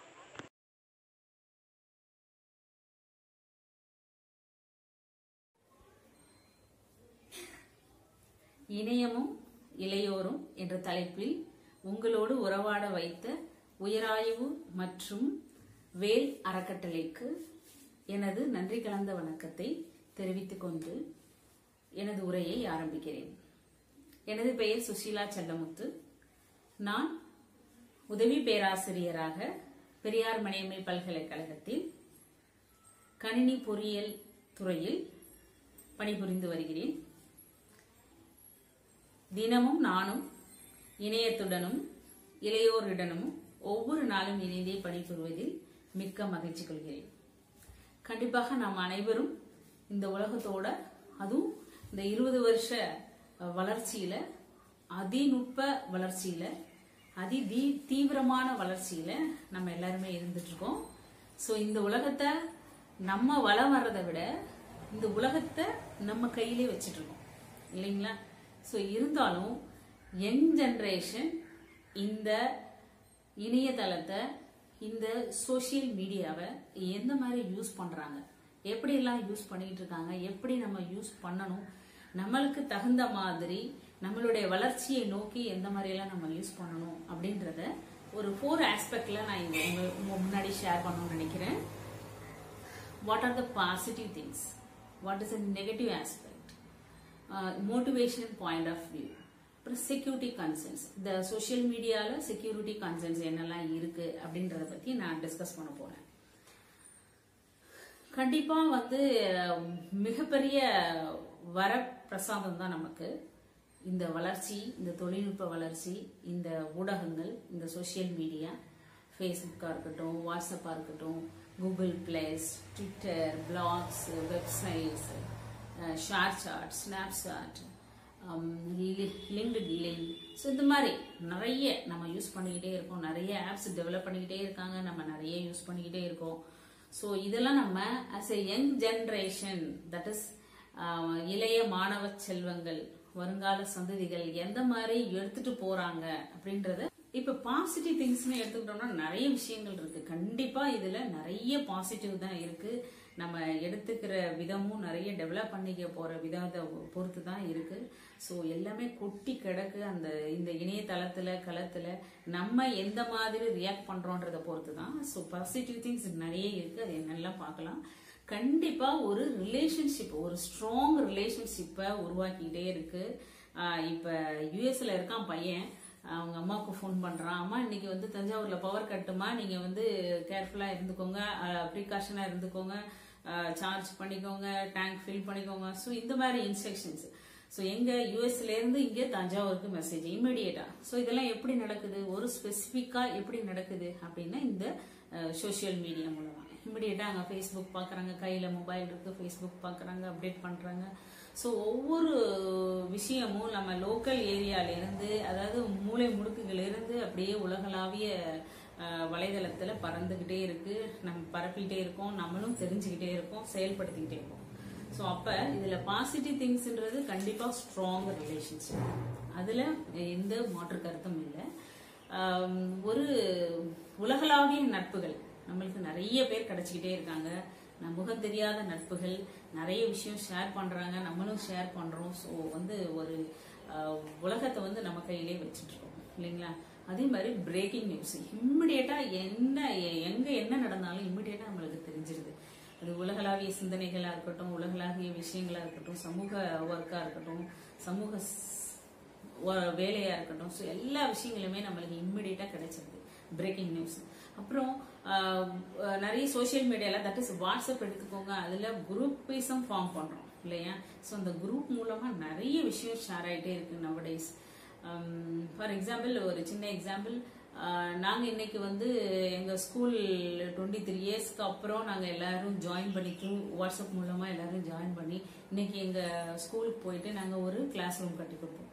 ஸோ இந்த மாதிரி அலுமினின்ற பேரில் நிறைய விஷயங்கள் நடந்துக்கிட்டே இருக்கு. நிறைய மோட்டிவேஷன் பாயிண்ட் ஆஃப் வியூவில் ஷேர் பண்ணுறாங்க. எல்லாரும் செஞ்சதை ஷேர் பண்ணுறாங்க. அதை பார்த்துட்டு மோட்டிவேட் ஆகிறோம். நம்மளும் நிறைய விஷயம் செய்கிறோம். இந்த மாதிரி ஜாயின் பண்ணுறோம். எல்லாரும் ஜாயின் பண்ணி நிறைய விஷயங்களை நம்ம இம்ப்ளிமெண்ட் பண்றோம். ஸோ அதுக்கு யூஸ்ஃபுல்லா இருக்கு. கண்டிப்பா இது நிறைய மோட்டிவேஷன் எல்லாம் ப்ரொவைட் பண்ணுது நமக்கு. அப்புறம் நிறைய எம்ப்ளாய்மெண்ட் ஆப்பர்ச்சுனிட்டிஸை ப்ரொவைட் பண்ணுது. இன்னைக்கு வந்து 87% ஜாப் ரெக்ரூட்டர்ஸ் வந்து எப்படி ஜாப் ப்ரொவைட் பண்றாங்க அப்படின்னு சொன்னா through LinkedIn and Twitters and Facebook 87% of job provide பண்றாங்களாம். அதே மாதிரி லிங்க்டின்ல ஃபேஸ்புக்ல 30%, ட்விட்டர்ஸ்ல 15% ஆஃப் ஜாப் ப்ரொவைட் பண்றாங்க நம்ம எம்ப்ளாய்மெண்ட் மூலமா, எம்ப்ளாய்மெண்ட் ஆப்பர்ச்சுனிட்டிஸ் மூலமா. அதுக்கப்புறம் நிறைய இன்டர்வியூஸ்லாம் நடக்குது. உங்களுக்கு ஜாப்லாம் வந்து நீங்க முன்னாடிலாம் தேடிட்டு போயிட்டு டைரக்டா பர்சனை காண்டாக்ட் பண்ணி அந்த ஆஃபீஸ்ல கண்டக்ட் பண்ணுவாங்க. டைம் டென்ஷன் ஆகும், அந்த டைம் வேஸ்டா போகும் நம்மளுக்கு. இப்பெல்லாம் அதெல்லாம் கிடையாது, டைரக்டா ஆன்லைன்லயே நடக்குது. ஸோ அப்போ வந்து ஈஸியா இருக்கு, நமக்கு ஈஸியா வேலை வாங்குறதுக்கு ஈஸியா இருக்கு. இப்போ என்ன, ஒரே ஒரு விஷயம், நாலேஜை அப்டேட் பண்ணிக்கணும். நம்ம எப்படி பிரசன்டபிளா மாறணும் அப்படின்றத நம்ம தெரிஞ்சுக்கிட்டோம் அப்படின்னா கண்டிப்பா வந்து உங்களுக்கு நிறைய ஜாப் ஆப்பர்ச்சுனிட்டிஸ் இருக்கு. நிறைய இன்டர்வியூலாம் கண்டக்ட் பண்றாங்க ஆன்லைன்ல. ஸோ அதுல எல்லாம் நீங்க என்னெல்லாம் வந்துட்டு இருக்கு அப்படின்றதுக்கு ஒவ்வொருத்தருக்கும் ஒவ்வொரு ஸ்பெசிபிக் டாஸ்க்குக்கும் ஒரு ஸ்பெசிபிக் இணையதளம் யூஸ் பண்ணிட்டு இருக்காங்க. அது என்னன்னு நம்ம தெரிஞ்சுக்கிட்டு அதுல நம்ம பிராக்டிஸ் பண்ணிக்கணும். அதே மாதிரி up to date knowledge, up to date என்ன நடக்குது, இந்த நிமிஷத்துல என்ன நடக்குது உலகத்துல அப்படின்றத நம்ம அழகா தெரிஞ்சுக்கிறோம். ஸோ அதே மாதிரி நிறைய முகம் தெரியாத நட்புகள், ஆல்ரெடி சொல்லிட்டோம், முகம் தெரியாத நட்புகளோட நாங்க நிறைய பேசுறப்போ சந்தோஷமா இருக்கு. அதே மாதிரி நிறைய விஷயங்கள் ஷேர் பண்ணிக்கிறாங்க, நிறைய அனுபவங்கள் நம்மளுக்கு கிடைக்குது. நல்ல விஷயங்களை நோக்கி நம்ம நிறைய போறோம். நிறைய சோசியல் லிங்க் கிடைக்குது. முன்னாடியெல்லாம் வந்து நம்ம அப்பாயின்மெண்ட் வாங்கணும், அவங்கள்ட்ட அங்க போய் வெயிட் பண்ணணும், அந்த மாதிரிலாம் கிடையாது. ஜஸ்ட் ஒரு மெசேஜ் தட்டிவிட்டா போதும், ஆட்டோமேட்டிக்கா வந்து நம்ம அவங்களோட டைரக்டா லிங்க் வச்சுக்கிறோம், நிறைய பேசுறோம், நிறைய ஷேர் பண்றோம், நிறைய ஹெல்ப் பண்றோம். ஸோ இந்த மாதிரி விஷயங்கள் நிறைய நல்லது நடந்துட்டு இருக்கு. அதே மாதிரி ஹியூமன் ரிசோர்ஸ் வந்து வேஸ்ட் ஆகிறது இல்லை, டைமும் வேஸ்ட் ஆகிறது இல்லை. எதை நினைச்சாலும் உடனே நடக்குது. இப்போ ஆன்லைன்ல எல்லாமே ஆட்டோமேஷனா ஆக்கிட்டாங்க. அப்போ ஆன்லைன்ல எல்லாமே நடந்துட்டு இருக்கு. நம்ம ஈஸியா வந்து அக்சஸ் பண்ண முடியுது. எல்லாருமே ஓரளவு நம்ம மொபைல் இல்லாதவங்களே இல்லைன்னு சொல்ல முடியும், அந்த அளவுக்கு நம்ம வச்சுட்டு இருக்கோம். ஸோ அப்ப எல்லாத்தையுமே அழகா நம்ம யூஸ் பண்ணிக்கிறோம், அப்ளை பண்றோம். ஆல் அப்ளிகேஷன்ஸ்லாம் அவங்க கொடுக்குறாங்க. நிறைய மொபைல் ஆப், ஆண்ட்ராய்டுல வந்து நிறைய ஆப் கொடுக்குறாங்க, நிறைய சர்வீசஸ் ப்ரொவைட் பண்றாங்க. ஸோ அதெல்லாம் நம்ம யூஸ் பண்ணிக்கிறோம். ஸோ இந்த மாதிரி நிறைய பாசிட்டிவ் விஷயங்கள் கொட்டி கிடக்கு. அதை நம்ம எப்படி கையாளுறோன்றத பொறுத்து தான் நம்மளுடைய டெவலப்மெண்ட், நம்மளுடைய வளர்ச்சி வந்து முன்னோக்கி போகும் அப்படின்னு சொல்லலாம். அப்புறம் நம்ம நெகட்டிவ் சைடு பார்ப்போம். நெகட்டிவ் சைடுனா இது வந்து நம்ம பார்க்குற விதமும் நம்ம எடுத்துக்கிற விதம் தான். ஸோ இது வந்து எல்லாரும் அப்படி போறது கிடையாது.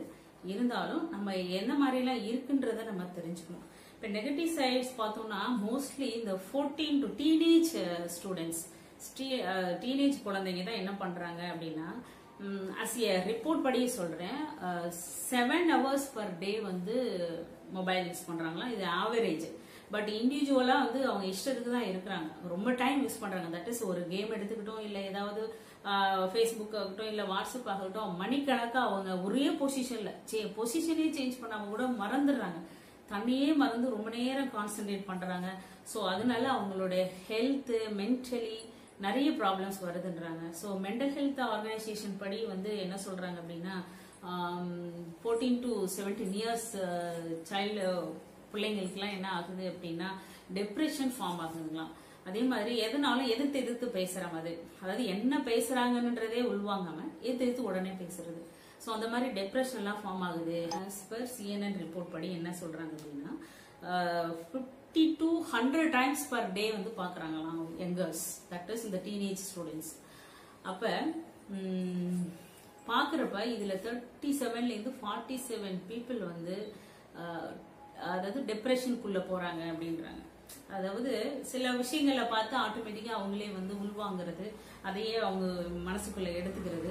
ஸோ அதை திருப்பி அசை போடுறது. ஸோ இந்த மாதிரி இருக்கிறதுனால நிறைய டிப்ரெஷனுக்கு உள்ளாகுறாங்க அப்படின்னு சொல்றாங்க. அதுக்கப்புறம் அடிக்ஷன் ஆயிரும்.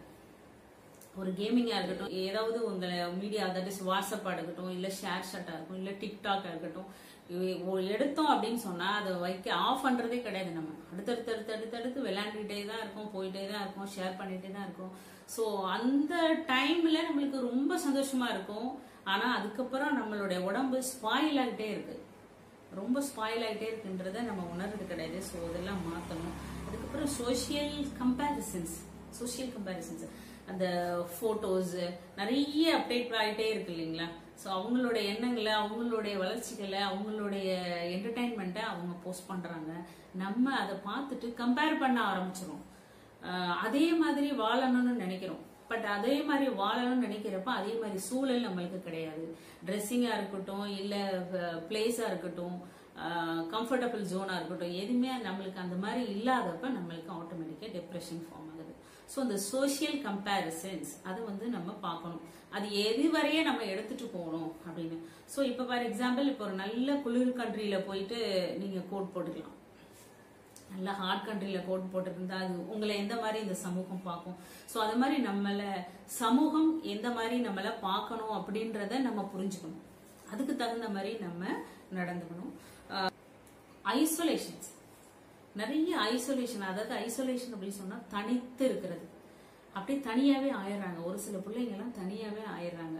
ஸோ அப்ப அதெல்லாம் நம்ம எப்படி அவாய்ட் பண்றது? இப்போ வந்து மொபைல் போன் இல்லாத ஹோமே இருக்காதுன்னு வச்சுக்கோங்களேன். எல்லா ஹவுஸ்லயும் வந்து மொபைல் போன். 4 பேர் இருக்காங்கன்னா 4 பேர்ட்டையுமே மொபைல் இருக்கும்.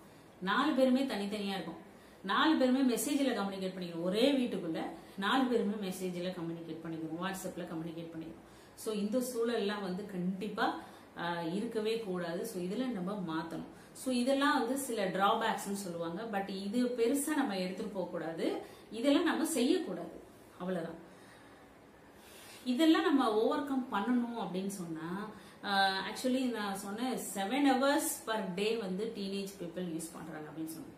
இப்ப நான் என்ன சொல்றேன்னா, அட்லீஸ்ட் 2 hours நீங்க உங்களுடைய டெவலப்மெண்ட்டுக்காக யூஸ் பண்ணுங்க. இப்ப நான் சொல்ல போறேன், நம்மளுக்கு வந்து இருக்கிறது 24 hours. பட் நம்ம யூஸ் பண்றது அட்லீஸ்ட் 4 hours நம்ம ப்ராப்பரா யூஸ் பண்ணிட்டோம், யூஸ் பண்ண கத்துக்கிட்டோம் அப்படின்னு சொன்னா கண்டிப்பா நம்மள வின் பண்ண யாருமே இல்லை, நம்ம ஜெயிச்சிருவோம்.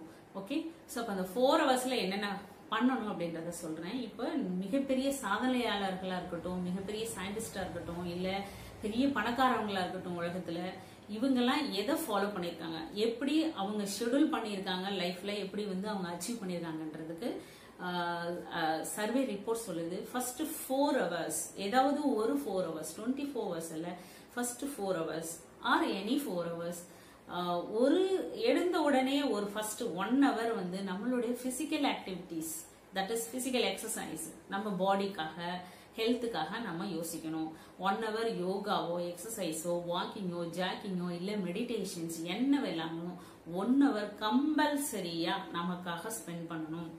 அது யூத் வந்து நீங்க எப்போதுமே அழகா இருக்கணும்னு நினைப்பீங்க, பொண்ணுங்க அழகா இருக்கணும்னு நினைப்பாங்க, பசங்க வந்து ஹேண்ட்ஸமா இருக்கணும், பாடி பில்டரா இருக்கணும் அப்படின்னு நினைப்பீங்க.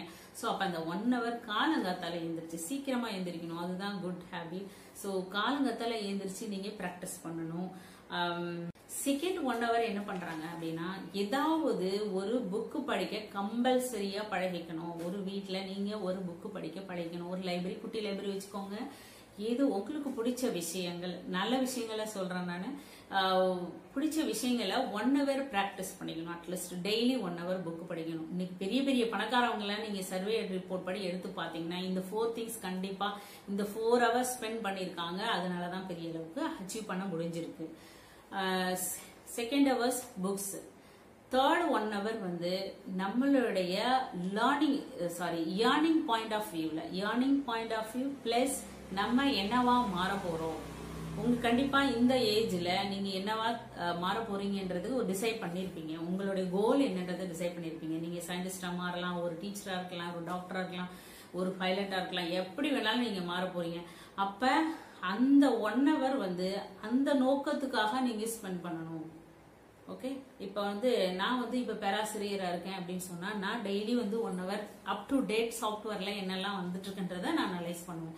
அப்பதான் நான் வந்து அப் டு டேட்டா என் பசங்களுக்கு உங்களுக்கு சொல்ல முடியும் இல்லையா. சோ அந்த மாதிரி 1 hour அதுக்காக நீங்க ஸ்பெண்ட் பண்ணணும். அடுத்த 1 hour உங்களுடைய பர்சனாலிட்டி டெவலப்மெண்ட். நீங்க சமூகத்துல எந்த மாதிரி வெளிப்படணும், எந்த மாதிரி போக்கஸா இருக்கணும், எதை நீங்க சொல்ல விரும்புறீங்க அப்படின்றத அந்த இன்டர்பர்சனல் ஸ்கில்னு சொல்லுவாங்க, பர்சனாலிட்டி ஸ்கில்னு சொல்லுவாங்க, அதை வந்து டெவலப் பண்ணிக்க. ஃபார் எக்ஸாம்பிள் கம்யூனிகேஷன் ஸ்கில்னு கூட வச்சுக்கலாம். ஸோ சில பேர் இன்னுமே கம்யூனிகேஷன் ஸ்கில்லுக்காக நிறைய ஸ்கில்னாலே நிறைய காம்ப்ளெக்ஸ் வந்து டவுன் ஆயிடுறாங்க. ஸோ இப்போ நிறைய விஷயங்கள் எல்லாமே ஆன்லைன்ல டீச்சர் மாதிரியே உங்களுக்கு ஆன்லைன்ல ப்ரொவைட் பண்றதுக்கு நிறைய ஃபெசிலிட்டிஸ் இருக்கு. ஸோ அதை அழகா யூஸ் பண்ணணும். ஸோ இப்போ இந்த 4 hourல ஃபர்ஸ்ட் 2 hours வந்து ஃபர்ஸ்ட் 1 hour வந்து பிசிக்கல் ஆக்டிவிட்டி, செகண்ட் ஹவர்ஸ் வந்து புக்ஸ் படிக்கிறது, மீதி 2 hours தாங்க. இந்த 2 hours வந்து நீங்க எப்படி சோசியல் மீடியால, தட் இஸ் வாட்ஸ்அப்லயோ, ஃபேஸ்புக்லயோ, வெப்சைட்லயோ, ஃபோரம்லயோ, பிளாக்லயோ, எதுலயோ நீங்க இந்த 2 கான்செப்டை எப்படி இம்ப்ளிமெண்ட் பண்றீங்க அப்படின்றத வச்சுக்கிட்டு நீங்க டிசைட் பண்ணீங்க அப்படின்னு சொன்னா கண்டிப்பா நிறைய விஷயம் நீங்க லேர்ன் பண்ணுவீங்க. நல்ல விஷயங்கள் நோக்கி உங்களுடைய வளர்ச்சி போயிட்டு இருக்கும். ஓகே, இதை நம்ம கண்டிப்பா ஃபாலோ பண்ணணும். அதே மாதிரி 3 E சொல்றோம், 3E சொல்றோம். 3Eக்காக நம்ம இந்த தளத்தை, இணையதளத்தை யூஸ் பண்ணோம், இந்த ஊடகங்களை நம்ம யூஸ் பண்ணோம் அப்படின்னு சொன்னா கண்டிப்பா நம்ம ஜெயிச்சிடலாம். எஜுகேஷன் பாயிண்ட் ஆஃப் வியூ நிறைய டுட்டோரியல்ஸ் இருக்கு, நிறைய ஆன்லைன் டியூட்டர்ஸ் இருக்காங்க. நீங்க யூடியூப் எடுத்த உடனே உங்களுக்கு யூடியூப்ல போயினீங்க அப்படின்னு சொன்னாவே ஆட்டோமேட்டிக்கா நிறைய டியூட்டர்ஸ் வராங்க. நிறைய விஷயம் புரியுற மாதிரி, உங்க லாங்குவேஜ்க்கு புரியுற மாதிரியே சொல்லி கொடுக்குறாங்க. அதை கரெக்டா கண்டுபிடிச்சு நீங்க அதுல இருந்து நிறைய லேர்ன் பண்ணிக்கலாம். So education point of view, that is 3E சொன்னா education, then earning, then entertainment. So education நமக்கும் நம்ம குடும்பத்தை சார்ந்தவங்களுக்கும் கண்டிப்பா வேணும். அப்பதான் நம்ம குடும்பம், நம்ம சமுதாயம், நம்ம உலகம் மாறும். ஸோ அதுக்கான தேவைகள், தேடல் உங்களுக்கு இருக்கணும். அந்த 2 hours சொல்றேன். அதே மாதிரி ஏர்னிங் பாயிண்ட் ஆஃப் வியூல கண்டிப்பா நம்ம ஏர்ன் பண்ணணும் இல்லையா? நம்மளையும் நம்ம குடும்பத்தையும் பார்த்துக்கணும்னா நம்ம ஏர்ன் பண்ணணும். ஸோ இப்போ ஏர்னிங் பாயிண்ட் ஆஃப் வியூல நீங்க திங்க் பண்ணணும். அதே மாதிரி என்டர்டைன்மெண்ட்ன்றது நம்ம என்டர்டைன்மெண்ட் அண்ட் என்ஜாய்மெண்ட் ரெண்டும் சேர்ந்துதான் நம்மள செல்ஃப் மோட்டிவேட் பண்றதுக்கு சில விஷயங்கள் நம்மளுக்கு பிடிச்சத, மியூசிக்கா இருக்கலாம், நல்ல கோட்ஸா இருக்கலாம், நிறைய கவிதை எழுதலாம், நிறைய ஒவ்வொருத்தருக்கும் ஒவ்வொரு டேலண்ட் இன்பில்ட்டாவே நம்ம வந்திருக்கோம். ஸோ அந்த டேலண்ட் நம்ம என்னன்னு கண்டுபிடிச்சு நம்ம ப்ரமோட் பண்ணணும். ஸோ அதுக்கான இணையதளம் தான் இது, அதுக்கான இணையதளம், களம் எல்லாமே. ஸோ இதுல இறங்கி நம்ம நிறைய போராடணும்னா நிறைய நல்ல விஷயங்களை எடுத்துட்டு போகணும். அதே மாதிரி செக்யூரிட்டி கான்செப்ட்ல பார்த்தோம் அப்படின்னு சொன்னா கண்டிப்பா இந்த ஸ்டூடெண்ட்ஸ் கண்டிப்பா நீங்க வந்து இந்த 3E ஃபாலோ பண்ணுவீங்க. Education point of view, entertainment, then earning.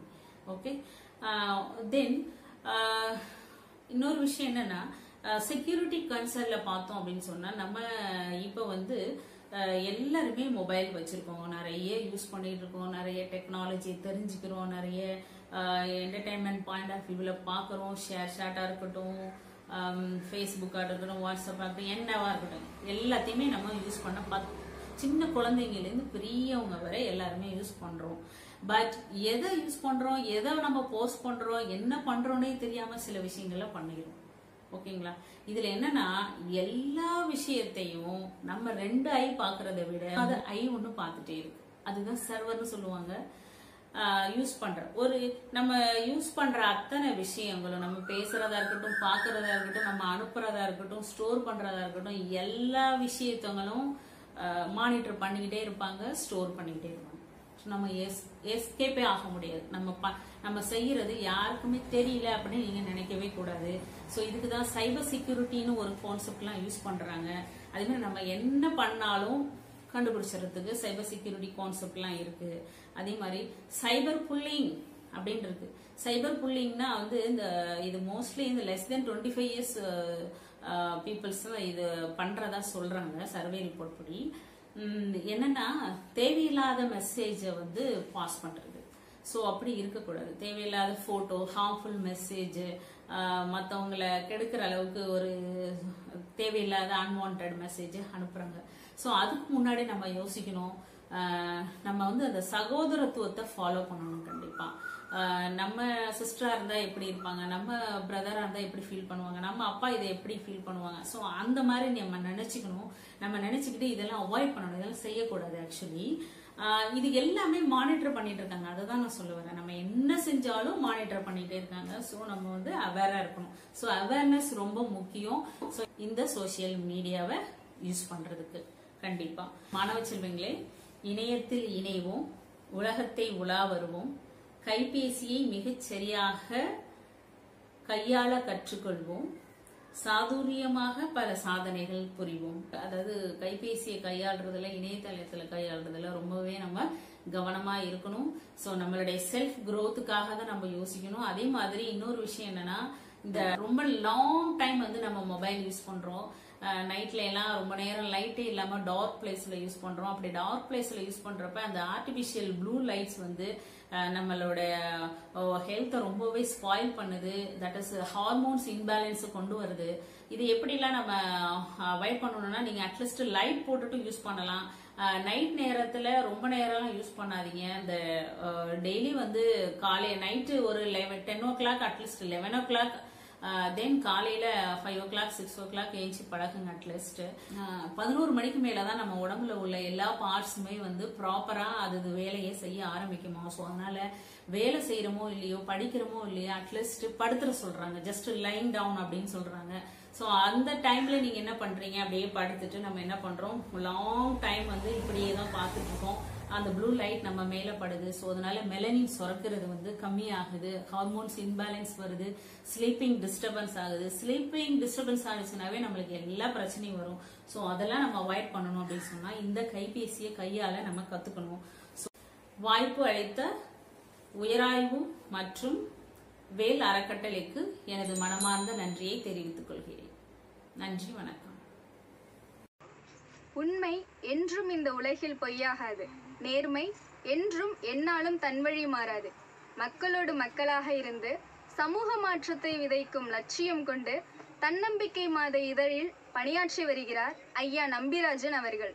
கத்தி முனையை விட பேனா முனைக்கு வலிமை அதிகம் என்பதை பத்திரிகையாளராக நிரூபித்த இவர் எழுத்தாளர், கவிஞர், மனிதவள மேம்பாட்டு பயிற்சியாளர் என பன்முகம் கொண்டவர்.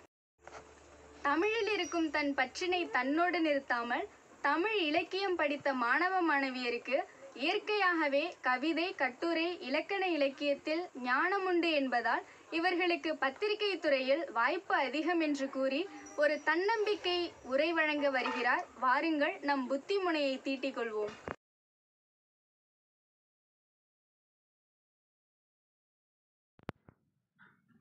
கற்றோருக்கு சென்ற இடமெல்லாம் சிறப்பு, பத்திரிகையாளர்களுக்கு செல்லும் இடமெல்லாம் வரவேற்பு. கற்றோராகவும் பத்திரிகையாளராகவும் இருப்பின் மிகச் சிறப்பு. ஜனநாயகத்தின் 4வது தூண் பத்திரிகை. அழுக்காகாத தொழில் பத்திரிகை. எதிர்காலம் பிரகாசமாக உள்ள தொழில் பத்திரிகை என தெரிவித்து படித்த இளைஞர்களுக்கு பத்திரிகை தொழிலில் உள்ள வேலை வாய்ப்புகளை கூறும் சேவையை வழங்கிய வேல் அறக்கட்டளை மற்றும் உயராய்வுத்துறை அலைவரிசைக்கு நன்றி கூறி என் உரையை வழங்குகிறேன். உலகில் பெரும் சாதனையாளர்களாக கூறப்படுவோரில் பலரும் பத்திரிகையாளர்களாகவே தங்கள் வாழ்க்கையை தொடங்கியுள்ளனர். உதாரணமாக, தன்னைத்தானே உருவாக்கி கொண்ட மேதை எனவும் அமெரிக்காவின் தந்தை எனவும் போற்றப்படும் திரு பெஞ்சமின் பிராங்க்லின் அவர்கள் இளம் வயதில் பத்திரிகையாளராகவே வாழ்க்கையை தொடங்கினார். கவிஞர் ரவீந்திரநாத் தாகூர், ஈவேரா பெரியார், மகாகவி பாரதியார், பாவேந்தர் பாரதிதாசன் தன் இளம் வயதில் திருவாரூரில் பத்திரிகையை நடத்தி வந்த தமிழக முன்னாள் முதல்வர் கலைஞர் கருணாநிதி அவர்கள் போன்றோரை குறிப்பிடலாம். தினத்தந்தி நாளிதழை தொடங்கி எளிய வாழ்க்கையை நடத்தி வந்த அதன் நிறுவனர் ஆதித்தனார் அவர்கள் தற்போது இந்தியாவில் அதிகம் விற்பனையாகும் நாளிதழாக திகழும் தினத்தந்தியை அடித்தளமிட்டது மதுரையில் பத்திரிகையாளராகவே. தற்போது தினத்தந்தி நாளிதழானது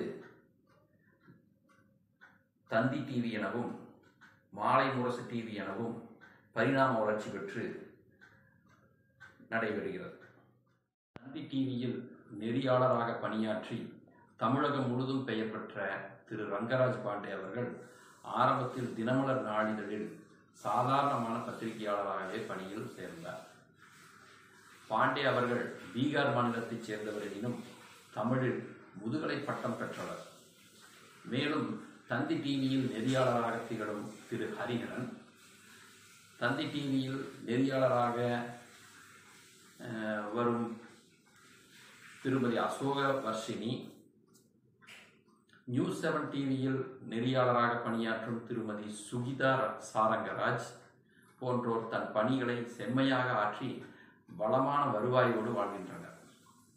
இது மட்டுமா, சன் நியூஸ் தொலைக்காட்சியில் கேள்விக்கணைகளால் பங்கேற்பாளர்களை தன் பக்கம் ஈர்த்து அவர்களிடமிருந்து நல்ல விடைகளை பெறும் நெறியாளர் திரு குணசேகரன் அவர்கள் தமிழக அரசியல் பத்திரிகையை தொடங்கி அரசியல் விமர்சகராக ஊடகங்களில் வலம் வரும் திரு SP லட்சுமணன் அவர்கள் ஆகியோர் சிறப்பாக தன் பணிகளை ஆற்றி இளைஞர்களுக்கு உதாரணமாக திகழ்கின்றனர்.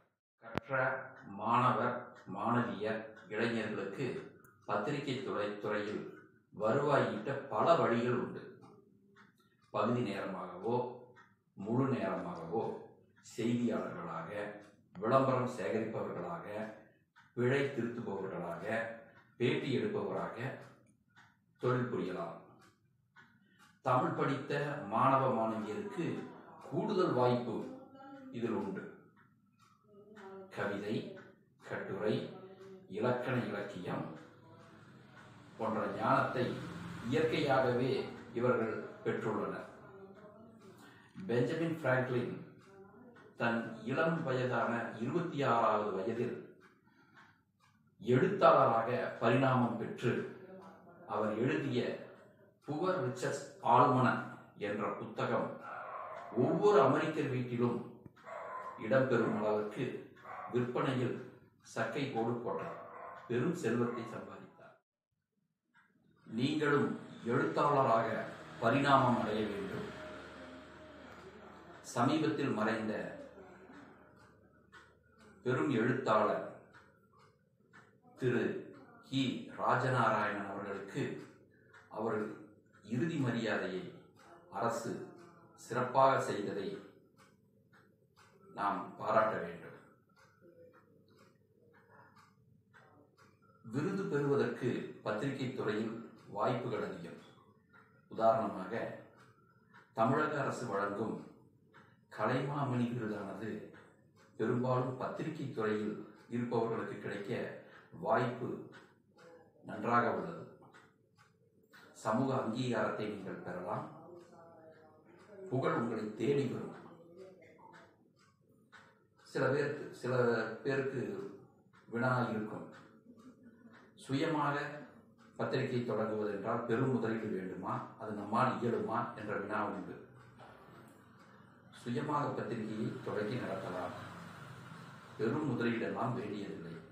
ஒரு மிகச்சிறிய முதலீட்டில் சிறு பத்திரிகையில் தொடங்கலாம். எப்படி எனில், தமிழகத்தில் பெரும்பாலான ஊர்களில் வீக்லி மேகசினாக பத்திரிகைகள் வருவதை, இலவச பத்திரிகைகள் வருவதை நீங்கள் கண்டிருப்பீர்கள். அந்த இலவச பத்திரிகையானது முழுக்க முழுக்க விளம்பரங்களின் வருவாயிலேயே நடைபெறுகிறது. நல்ல தொகையை அதன் வெளியீட்டாளர் பெற்று வருகிறார் மாதம் மாதம். உதாரணமாக, அதில் செய்யப்படும் விளம்பரம் குறித்து கூறுகிறேன். ஒரு அரிசி கடை என்று வைத்துக் கொள்வோம். அந்த அரிசி கடைக்கு 2-3 கிலோமீட்டர் சுற்று வட்டாரத்தில் மட்டுமிருந்தே வாடிக்கையாளர்கள் வருகிறார். அந்த அரிசி கடை விளம்பரத்தை தமிழகம் தழுவிய நாளிதழ்களில் விளம்பரம் செய்தால் தூர தொலைவில் இருந்து யாரும் வந்து வாங்க மாட்டார்கள். எனவே இது போன்ற லோக்கல் வணிகர்களுக்கு இந்த லோக்கல் பத்திரிகை பெரும் பயனாக அமையும். விளம்பர கட்டணமும் குறைவு. வீடு வீடாக சென்று அப்பத்திரிகையை இலவசமாக கொடுப்பதால் வாங்கி படிப்பவர்களின் எண்ணிக்கையும் அதிகமாக இருக்கும். தகவல்களும் முழுமையாக விரிவாக சென்றடையும்.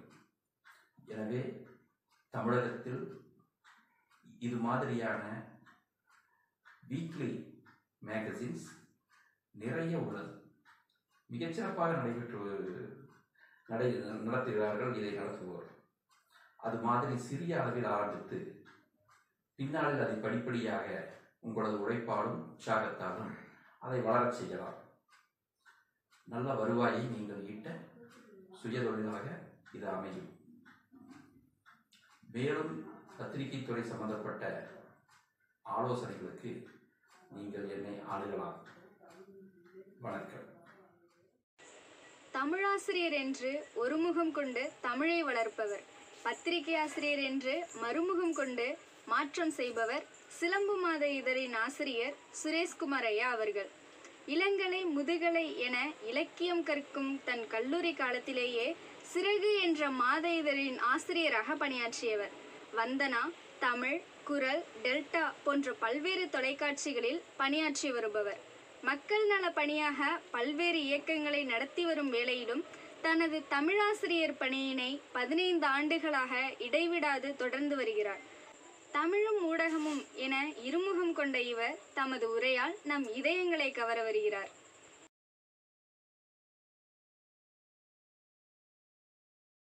உலகிற்கு முன்னவனின் முதன்மொழியாம் தமிழ், தமிழுக்கு தலைவணங்கும் சின்னவனின் சிறந்தாழ்ந்த வணக்கங்கள்.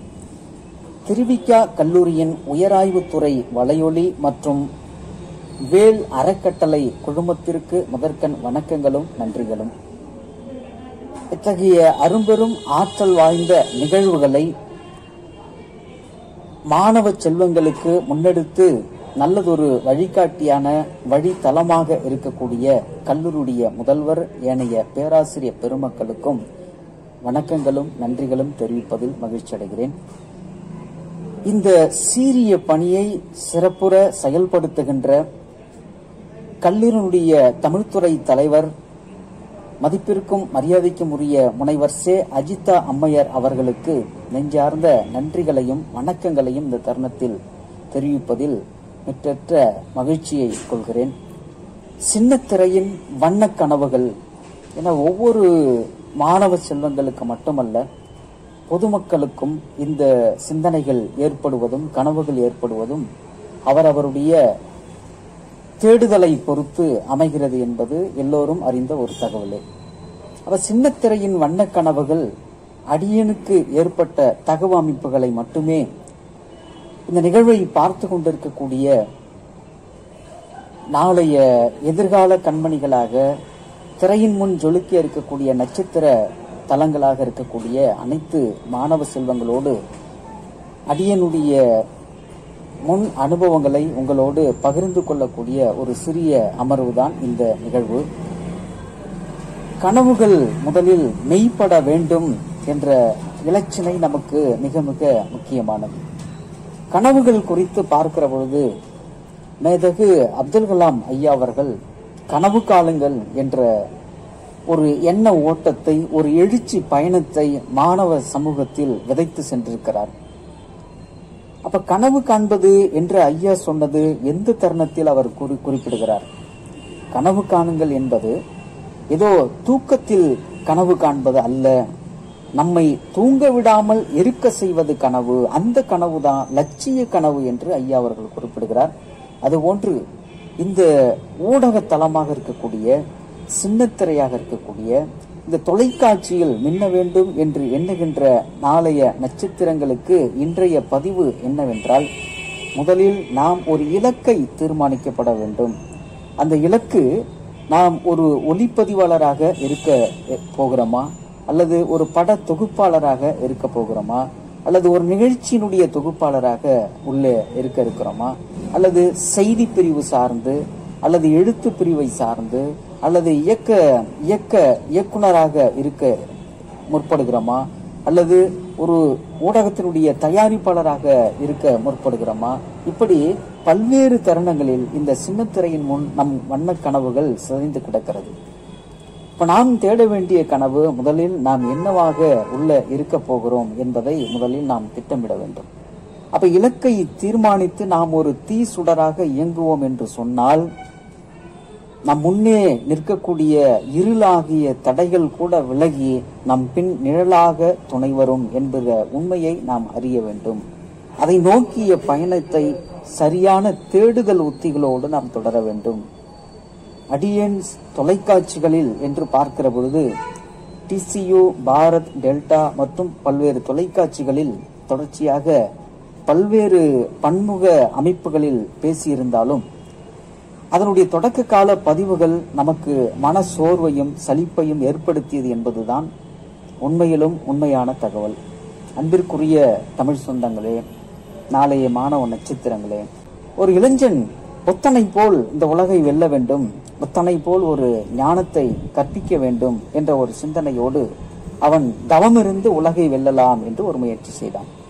அப்படி தவம் இருப்பதற்காக அவன் ஒரு தனி இடத்தை தேர்வு செய்து அங்கே ஒரு குடில் அமைத்து அந்த குடிலில் அமர்ந்து கொண்டு தவத்திலிருந்து உலகை எப்படி நாம் ஆளுமை செய்வது என்று அதை நோக்கி அவன் சிந்திக்க தொடங்கினான். சிந்திக்க தொடங்கிய அந்த இரவு பொழுதனில் ஒரு எலி ஒன்று அவனுடைய வேட்டியை பதம் பார்த்து விட்டது, அதாவது கடித்து துண்டாக்கி விட்டது. இப்பொழுது இவனுடைய லட்சிய பயணம் என்பது புத்தனை போல் இந்த உலகை வெல்வது என்பது. ஆனால் ஒரு வேட்டியை எலி ஒன்று கடித்ததனால் இவருடைய சிந்தனை முதல் தடம் அந்த இடத்துல பெயர்கிறது. எப்படி என்றால், எலி வேட்டியை கடித்து விட்டது, நாளை இன்னும் அது தொந்தரவு செய்யக்கூடும், முதலில் இப்பொழுது நாம் இந்த எலியை தொலைத்தாக வேண்டும், அப்போதுதான் நம்மளுடைய தவப்பயன் மேலும் மேலும் ஓங்கிக் கொண்டே இருக்கும் என்ற ஒரு எண்ணோட்டத்திலே எலியை தொலைக்க வேண்டும் என்றால் என்ன செய்வது என்று யோசிக்கிறான். அப்பொழுது இதை சரி செய்வதற்கு பூனை ஒன்று வேண்டும் என்று திட்டமிட்டு பூனை வாங்குகிறான். இப்ப பூனை வந்த நாள் முதல் எலி தொல்லைகள் தீருகிறது. ஆனா பூனைக்கோ பசி ஏற்படுகிறது. அப்ப அந்த பூனையினுடைய பசியை சரி செய்வதற்கு என்ன செய்யலாம் என்று திட்டமிடுகிற பொழுது, ஒரு பசு ஒன்று வாங்கிவிட்டால் அதற்கு பால் கொடுப்பதற்கு எளிமையான காரியமாக இருக்கும் என்று சொல்லி ஒரு பசுமாட்டை வாங்குகிறான். இப்பொழுது பூனையின் பசி தீர்ப்பதற்கு பசுமாடு வந்தது. இந்த பசுவை பாதுகாப்பதற்கும் இந்த சூழல்களை எல்லாம் சமாளிப்பதற்கும் தேவையாக இப்பொழுது ஒரு இல்லத்தரசி தேவைப்படுகிறாள். அப்பொழுது தாம் திருமணம் செய்து கொண்டால்தான் இதை சரி செய்ய முடியும் என்ற நோக்கோடு இவன் ஒரு திருமணத்தை செய்கிறான். இப்பொழுது அந்த இளைஞன் குழந்தைகளை பெற்றெடுக்கிறான். இப்போ குடும்பமாகிறது. இப்படி அவனுடைய கனவுகள் எதை நோக்கி லட்சணையோடு வெற்றி பெற இருந்ததோ அந்த கனவுகள் சிதைந்து இவன் பயணங்கள் தொலைந்து போனது. இப்படி இருந்தால் அந்த கனவு மெய்ப்படாது. அப்ப கனவு நாம் காண வேண்டும். அது நம்மை தூக்கத்தில் விடாத இருக்கக்கூடிய கனவான லட்சிய கனவாக இருக்க வேண்டும். அதை தீர்மானித்த பின்பு அதை நோக்கி நாம் தொடர்ச்சியாக முயற்சி செய்து கொண்டே இருக்க வேண்டும். நம்மளுடைய பார்வையில் மக்களுடைய சமூக அவலங்கள், நாம் ஆங்காங்கே பார்த்திருக்கக்கூடிய பதிவுகள், இதெல்லாம் எடுத்து இயம்புவதற்கு சிறந்த தளமாக இருப்பது இந்த தொலைக்காட்சி என்று சொல்லக்கூடிய ஊடகங்கள். இதிலே நாம் மக்கள் கருத்துக்களை முன்னெடுக்க வேண்டும் என்ற ஒரு லட்சணையோடு அடியேன் முதற்கண் தேடுகிற பொழுது எந்த தொலைக்காட்சி அல்லது எது சார்ந்த செய்தி தளங்கள் என்பதை இங்கே சொல்ல மறுத்தாலும் தொடக்க காலகட்டங்கள் நமக்கு எவ்வளவு துயரங்களை தந்தது என்பதை உங்களோடு பகிர்ந்து கொள்ள எண்ணுகிறேன். தொலைக்காட்சியை போய் சந்திக்கிற அந்த நிறுவனங்களை சந்திக்கிற பொழுது அவர்கள் முதல் நாள் சந்திப்பு, இரண்டாம் நாள் சந்திப்பு, இப்படி தொடர்ச்சியாக நாம் தொந்தரவு செய்யக்கூடிய சூழல்கள் அவர்களுக்கு ஒரு வெறுப்புணர்வை ஏற்படுத்துகிறது. ஒரு கட்டத்திலே இது என்ன நோக்கம் அல்லது என்ன தாக்கம் என்று நாம் அணுகுகிற பொழுது நிறம் ஒரு குறைபாடாக இருக்கிறது என்கிற ஒரு தருணத்தை சொல்கிறார்கள். உயரம் சற்று குறைவாக இருக்கிறது, இது ஒரு தருணம் என்று சொல்கிறார். அப்ப நிறம், அடுத்தது உயரம், இதையெல்லாம் கணக்கீடு காட்டுகிறார்கள். இதை கணக்கீடாக வைத்துக்கொண்டு இது நம் ஊடகத்திற்கு எடுபடாத முகமாக உள்ளது என்று திருப்பி அனுப்பிவிடுகிறார்கள். சில மறைமுக செய்திகளோ இந்த செய்தி பகிர்மானத்தோடு நம்மை வெளியனுப்புகிறார்கள். இப்படி இருக்கக்கூடிய தருணத்தில் நாமும் முதல் ஆண்டு, 2ஆம் ஆண்டு என 3 ஆண்டுகள் தொடர்ந்து அவர்களிடத்திலே ஒரு வாய்ப்பு தாருங்கள் என்று தொடர்ச்சியாக கேட்கிறோம். ஆனால் கடைசி நமக்கு முன்னே உண்மையாக நிற்கக்கூடிய மாணவ செல்வங்களோடு இந்த பகிர்மானங்களை நாம் தர வேண்டிய தகவல் அமைப்புகளை முன்னெடுத்தால் என்ன அப்படின்னு சொல்லி தமிழாசிரியருக்கே கிடைக்கக்கூடிய இலக்கிய மன்றங்கள், ஆண்டு விழாக்கள் இதையெல்லாம் முன்னோக்கி நடத்துவதிலும் மாணவர்களை உருவாக்குவதிலும் ஒரு கூடுதலான ஆர்வங்களை எடுத்துக்கொண்ட பின்பு நமக்கு பேச்சும் அதை நோக்கி சிந்திக்கக்கூடிய சிந்தனைகளும் மாணவர்களை பல்வேறு தளத்தில் வளர்க்கக்கூடிய வாய்ப்பு நமக்கு கிட்டுகிற பொழுது, அவர்களோடு அந்த நிகழ்வுகளை அடுத்தடுத்த கட்டங்கள் எடுத்து செல்கிற பொழுது எந்த தொலைக்காட்சி நிறுவனங்கள் நமக்கு நிறமல்ல அல்லது உயரமல்ல இப்படியெல்லாம் பல்வேறு காரணங்களை காட்டி வெளி பாதைக்கே நம்மை திருப்பி அனுப்பினார்களோ, அதே தொலைக்காட்சி சார்ந்த நிறுவனர் நாம் பணியாற்றிய அந்த பள்ளி இலக்கிய மன்ற விழாவிற்கு வருகை தந்திருக்கிறார்கள். பல்வேறு பெற்றோர்களும் மாணவ செல்வங்களும் ஒரு இடத்திலே திரண்டிருக்கக்கூடிய பகுதியில் யார் என்ன என்று நம்மால் வந்திருப்பவர்களை கவனிக்க முடியவில்லை. மேடையிலேயே இந்த தொகுப்பாளர் பொறுப்பு ஏற்றுக்கொண்டு நின்றதனால் அங்கே இருந்து விடுகிறோம். அந்த தருணத்தில் அங்கு நாம் பேசிய அந்த சூழல்கள், நாம் தரக்கூடிய தொகுப்புகள், மாணவ செல்வங்களை உருவாக்கிய விதங்கள் எல்லாம் அவரை சற்று பாதித்திருக்கும் போல தெரிகிறது. 2 நாட்களுக்கு பிறகு நாம் பணியாற்றிய அந்த பள்ளியினுடைய முதல்வரை சந்தித்து அந்த விழாவில் பேசிய அந்த நபர் யார், எப்படி பேசுகிறார், இதையெல்லாம் கேட்டறிந்து அதன் பின்னால் எங்களுடைய ஊடகத்தில் ஒரு வாய்ப்பு இருக்கிறது, அந்த ஊடகத்தில் அவர் பேசினால் நன்றாக இருக்கும் என்று கருதுகிறோம் என்று அவர்களுடைய நிறுவனர்கள் மரியாதைக்குரிய முதல்வர் அவர்களிடத்தில் கேட்க, அடுத்தடுத்த 2 நாட்களில் அவர்கள் என்னை அழைத்து இது போன்ற ஒரு தகவல் வந்திருக்கிறது, பள்ளியில் இருந்தாலும் பகுதி நேரமாக அதை நீங்க பார்க்கலாம் என்று ஒரு வாய்ப்பை முதல்வர் நமக்கு வழங்குறாங்க. நிறுவன மேலாளர் நம்மை வெளியே அனுப்பினாரோ அந்த நிறுவனம் சார்ந்த நிறுவனர் தான் இப்பொழுது நம்மளை உள்ள அழைக்கிறாங்க. இப்ப அனுப்பியது நம்ம மேலாளர் என்று சொன்னால் அழைப்பது நிறுவனர். நான் அப்பொழுது அவர்களிடத்துல இந்த தகவல்களை சொல்கிறேன். இல்ல, முன்னதாக நான் 3 ஆண்டுகளாக இந்த முயற்சியை செய்தேன், ஆனால் சில காரணங்களை சொல்லி இது உங்களுக்கு சரி வராது, எப்படி வடிவேலு சொல்லுவார்களோ இது இவர் அதுக்கு ஒத்து வர மாட்டார் என்று சொல்லி ஒரு திரைப்படத்திலே வரக்கூடிய நகைச்சுவை காட்சி போன்று நம்மையும் குறிப்பிட்டுள்ளார்கள் என்ற தருவாயில நமக்கு அது வாய்ப்பு இல்லை, அதனாலதான் நம்ம அதை பத்தி முயற்சி எடுக்கல என்று சொன்ன போது, இல்ல நான் நிறுவனர் சொல்கிறேன், நீங்க மாலை பள்ளி முடிந்ததும் வாங்க அப்படின்னு சொல்லி அதன் பிறகு அங்கே போகிற பொழுது நிறுவனரே நம்மை பேசுவதற்கு, ஒரு நிகழ்வை தொகுத்து பேசுவதற்கு ஒரு வாய்ப்பு தருகிற பொழுது அந்த மேலாளர் மற்ற இயக்குநர்கள் அவர்களும் முன்வந்து ஏற்கனவே நடந்ததை நினைக்க வேண்டாம், நீங்கள் நிகழ்வு உங்களுக்கு தர்றோம் அப்படின்னு சொல்லி அதன் பிறகு சிறு சிறு நிகழ்வுகள் கொடுக்க தொடங்குறாங்க. அந்த மாணவ நட்சத்திரங்களே, நாம் உள்ளே சென்றாலும் அங்கே மேலாளர் அல்லது இயக்குனர் அல்லது நிகழ்ச்சியினுடைய தயாரிப்பாளர்கள் இவர்கள் எல்லாம் நாம் அணுக வேண்டிய முறைகள், பல்வேறு முறைகள் இருக்கு. எந்த ஒரு நிறுவனத்தின் மீதும் நாம் நினைத்த கருத்துக்களை எல்லாம் சொல்லிவிட முடியாது, அதற்கும் ஒரு கட்டுப்பாடுகளும் விதிமுறைகளும் வைத்துள்ளார்கள். அதையெல்லாம் எல்லை தாண்டி நாம் பேசிவிடக் கூடாது. அந்த எல்லைக்கு உட்பட்டு நாம் எடுத்துக்கொண்ட தளம் எதுவோ அந்த தளத்திலே நின்று அந்த கருப்பொருளோடு மட்டுமே எல்லாவற்றையும் பேச வேண்டும் என்ற சிந்தனை பரிமாற்றங்களையும் அவர்கள் தரக்கூடிய செய்திகளையும் நாம் ஊடகத்தின் வாயிலாக அறிந்து கொள்ள முடியும். பசியோடு இருக்க தருணத்தில் நம்ம சந்திக்கிற பொழுது அப்போ வேற கோபமான சிந்தனையோட அணுகுமுறைகள் இருக்கிறது.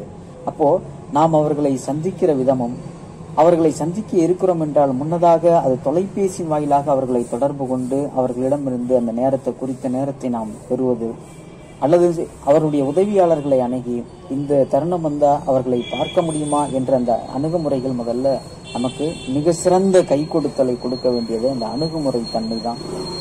அப்ப அணுகுமுறையும் கால நேரமும் மிக மிக அவசியம். நம் தொலைபேசி ஒரு நேரலை நிகழ்த்துகிறோம் என்று சொன்னால் அந்த நேரலையில் இணையக்கூடிய இணைப்புகள், ஏனென்றால் தொலைபேசியில் அழகிய ஒரு ஆடவரோ அல்லது பெண்டிரோ அவர்கள் நடத்தக்கூடிய நிகழ்ச்சிக்கு தான் தொலைபேசி தொடர்புகள் அதிகமாக வரும் என்றெல்லாம் சொல்கிறார்கள். அப்படியெல்லாம் அல்ல. மக்கள் அதை தாண்டி சுவஞ்சர் பெருமக்கள், மாணவ செல்வங்கள், இவங்கெல்லாம் அதை தாண்டி பல்வேறு பரிணாமத்தில் நம்மை சுவைக்கிறார்கள். நாம் தரக்கூடிய செய்தி என்பது எந்த அளவுக்கு முக்கியத்துவம் வாய்ந்ததாக இருக்கோ அதற்கு ஏற்ப நேரலையில் தொலைபேசி தொடர்புகள் குவியும். நாம் எதை அடுத்தடுத்த அழைப்புகள் அறிவை விரும்பக்கூடிய அறிஞர் பெருமக்களாக இன்றைக்கு இருக்கிறார்கள்.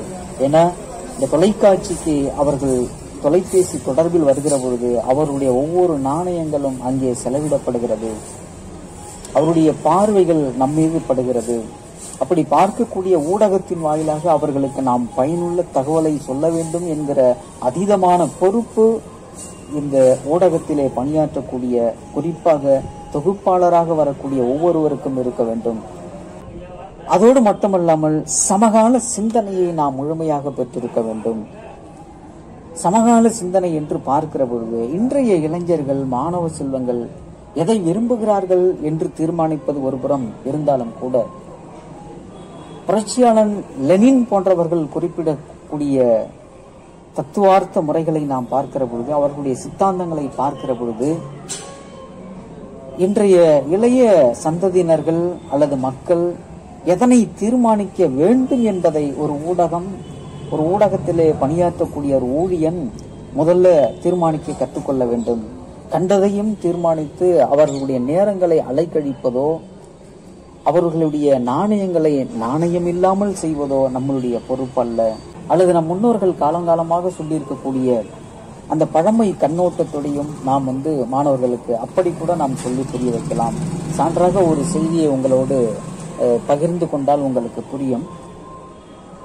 ஒரு சிறிய குடும்பம், அந்த குடும்பத்திலே பள்ளிக்கு சென்று வரக்கூடிய ஒரு 5 வயது மாணவன், ஒரு முதல் வகுப்பு அது போல வைத்துக் கொள்வோம். பள்ளிக்கு சென்று வரக்கூடிய மாணவனை வாசற்படியில் அமர்ந்திருக்கக்கூடிய தாத்தா பார்க்கிறார். பேரன் பள்ளிக்கு சென்று வந்ததும் அவனை அன்போடு அரவணைத்து ஒரு நாற்காலியில் அமர்ந்து கொண்டு அவனோடு இன்று பள்ளியில் நடந்த பாடங்கள் குறித்தெல்லாம் பகிர்ந்து கொண்டு, இன்னைக்கு என்ன பாடம் பார்த்தீங்க? கணக்கு பாடம். அப்படின்னு, கணக்கு பாடம். அப்ப கணக்கு நான் ஒண்ணு கேட்டா சொல்லுவியா? சொல்றேன் தாத்தா அப்படின்னு அவன் சொல்றான். அப்ப தாத்தா சொல்றார், ஒரு ஆட்டுக்குட்டிக்கு 1 வயசுல 4 காலு அப்படின்னு சொன்னா 4 வயசுல எத்தனை காலு அப்படின்னு கேட்கிறான். இப்ப கேட்கும்போது தாத்தாவும் பேரனும் பேசி கொண்டிருக்கிறார். உள்ளே சமையல் அறையில் அந்த சிறுவனுடைய தாய் சமைத்து கொண்டு அவள் உள்ள சில வேலைகளை பார்த்து கொண்டு உள்ளறைக்குள் இருக்கிறாள். அப்ப இதையும் காது கொடுத்து கவனம் கொடுத்து கேட்டுக்கொண்டே இருக்கிறார். அப்ப பேரன் இந்த தகவலை சொல்ல வேண்டும். 1 வயசுல ஆட்டுக்குட்டிக்கு 4 காலு அப்படின்னு சொன்னா 4 வயசுல நன்னாங்கு 16 கால் அப்படின்னு அவன் சொல்லிடுறான். 1 வயசுல ஒரு ஆட்டுக்குட்டிக்கு 4 காலு என்று சொன்னால் 4 வயசுல அந்த ஆட்டுக்கு 16 கால் என்று அவன் குறிப்பிடுறான். இதை குறிப்பிட்ட உடனே தாத்தாவுக்கு கடும் கோபம் வந்துடுச்சு. உனக்கு யாரு கணக்கு வார்த்தி? ஏன்னா எடுத்த உடனே முதல்ல திட்டுறது ஒன்று தமிழ் வாத்தியார் திட்டு வாங்குவார், இல்லைன்னு சொன்னா கணக்கு வாத்தியார் இப்படிதான் திட்டு வாங்குவாங்க. சமுதாயத்திலும் அது ஊடுருவி போய்விட்டது. இன்றைக்கு பட்டிமன்றங்கள் எதுவாக இருந்தாலும் ஆசிரியர் பெருமக்களை நகைச்சுவை பண்ணி அதன் வழியாக அவர்களை நகைச்சுவை ஆடுவது, அல்லது வழக்கறிஞர்களை நகைச்சுவை ஆடுவது, அல்லது மருத்துவர்களை அல்லது அரசியல்வாதிகளை நகைச்சுவை ஆடுவது, இது ஒரு வழக்காராக இருக்கிறது. அதனால ஆசிரியர் பெருமக்களும் அதை பெருமையாக எடுத்துக் கொள்கிறார்கள், ஒரு குற்றமாக கருதுவதில்லை, விட்டுறோம். அப்ப ஆசிரியர் மீது வழக்கம் போல அந்த தாத்தாவுக்கும் கடின கோபம் வந்தது. உனக்கெல்லாம் யாரோட கணக்கு வார்த்தி? அவர் சொல்றார், 1 வயசுல ஒரு ஆட்டுக்குட்டிக்கு 4 கால் அப்படின்னு சொன்னா 4 வயசுல 16 காலு தானே அப்படின்னு பேரன் சொன்ன அந்த கடும் கோபம் அவனுக்கு வந்தது.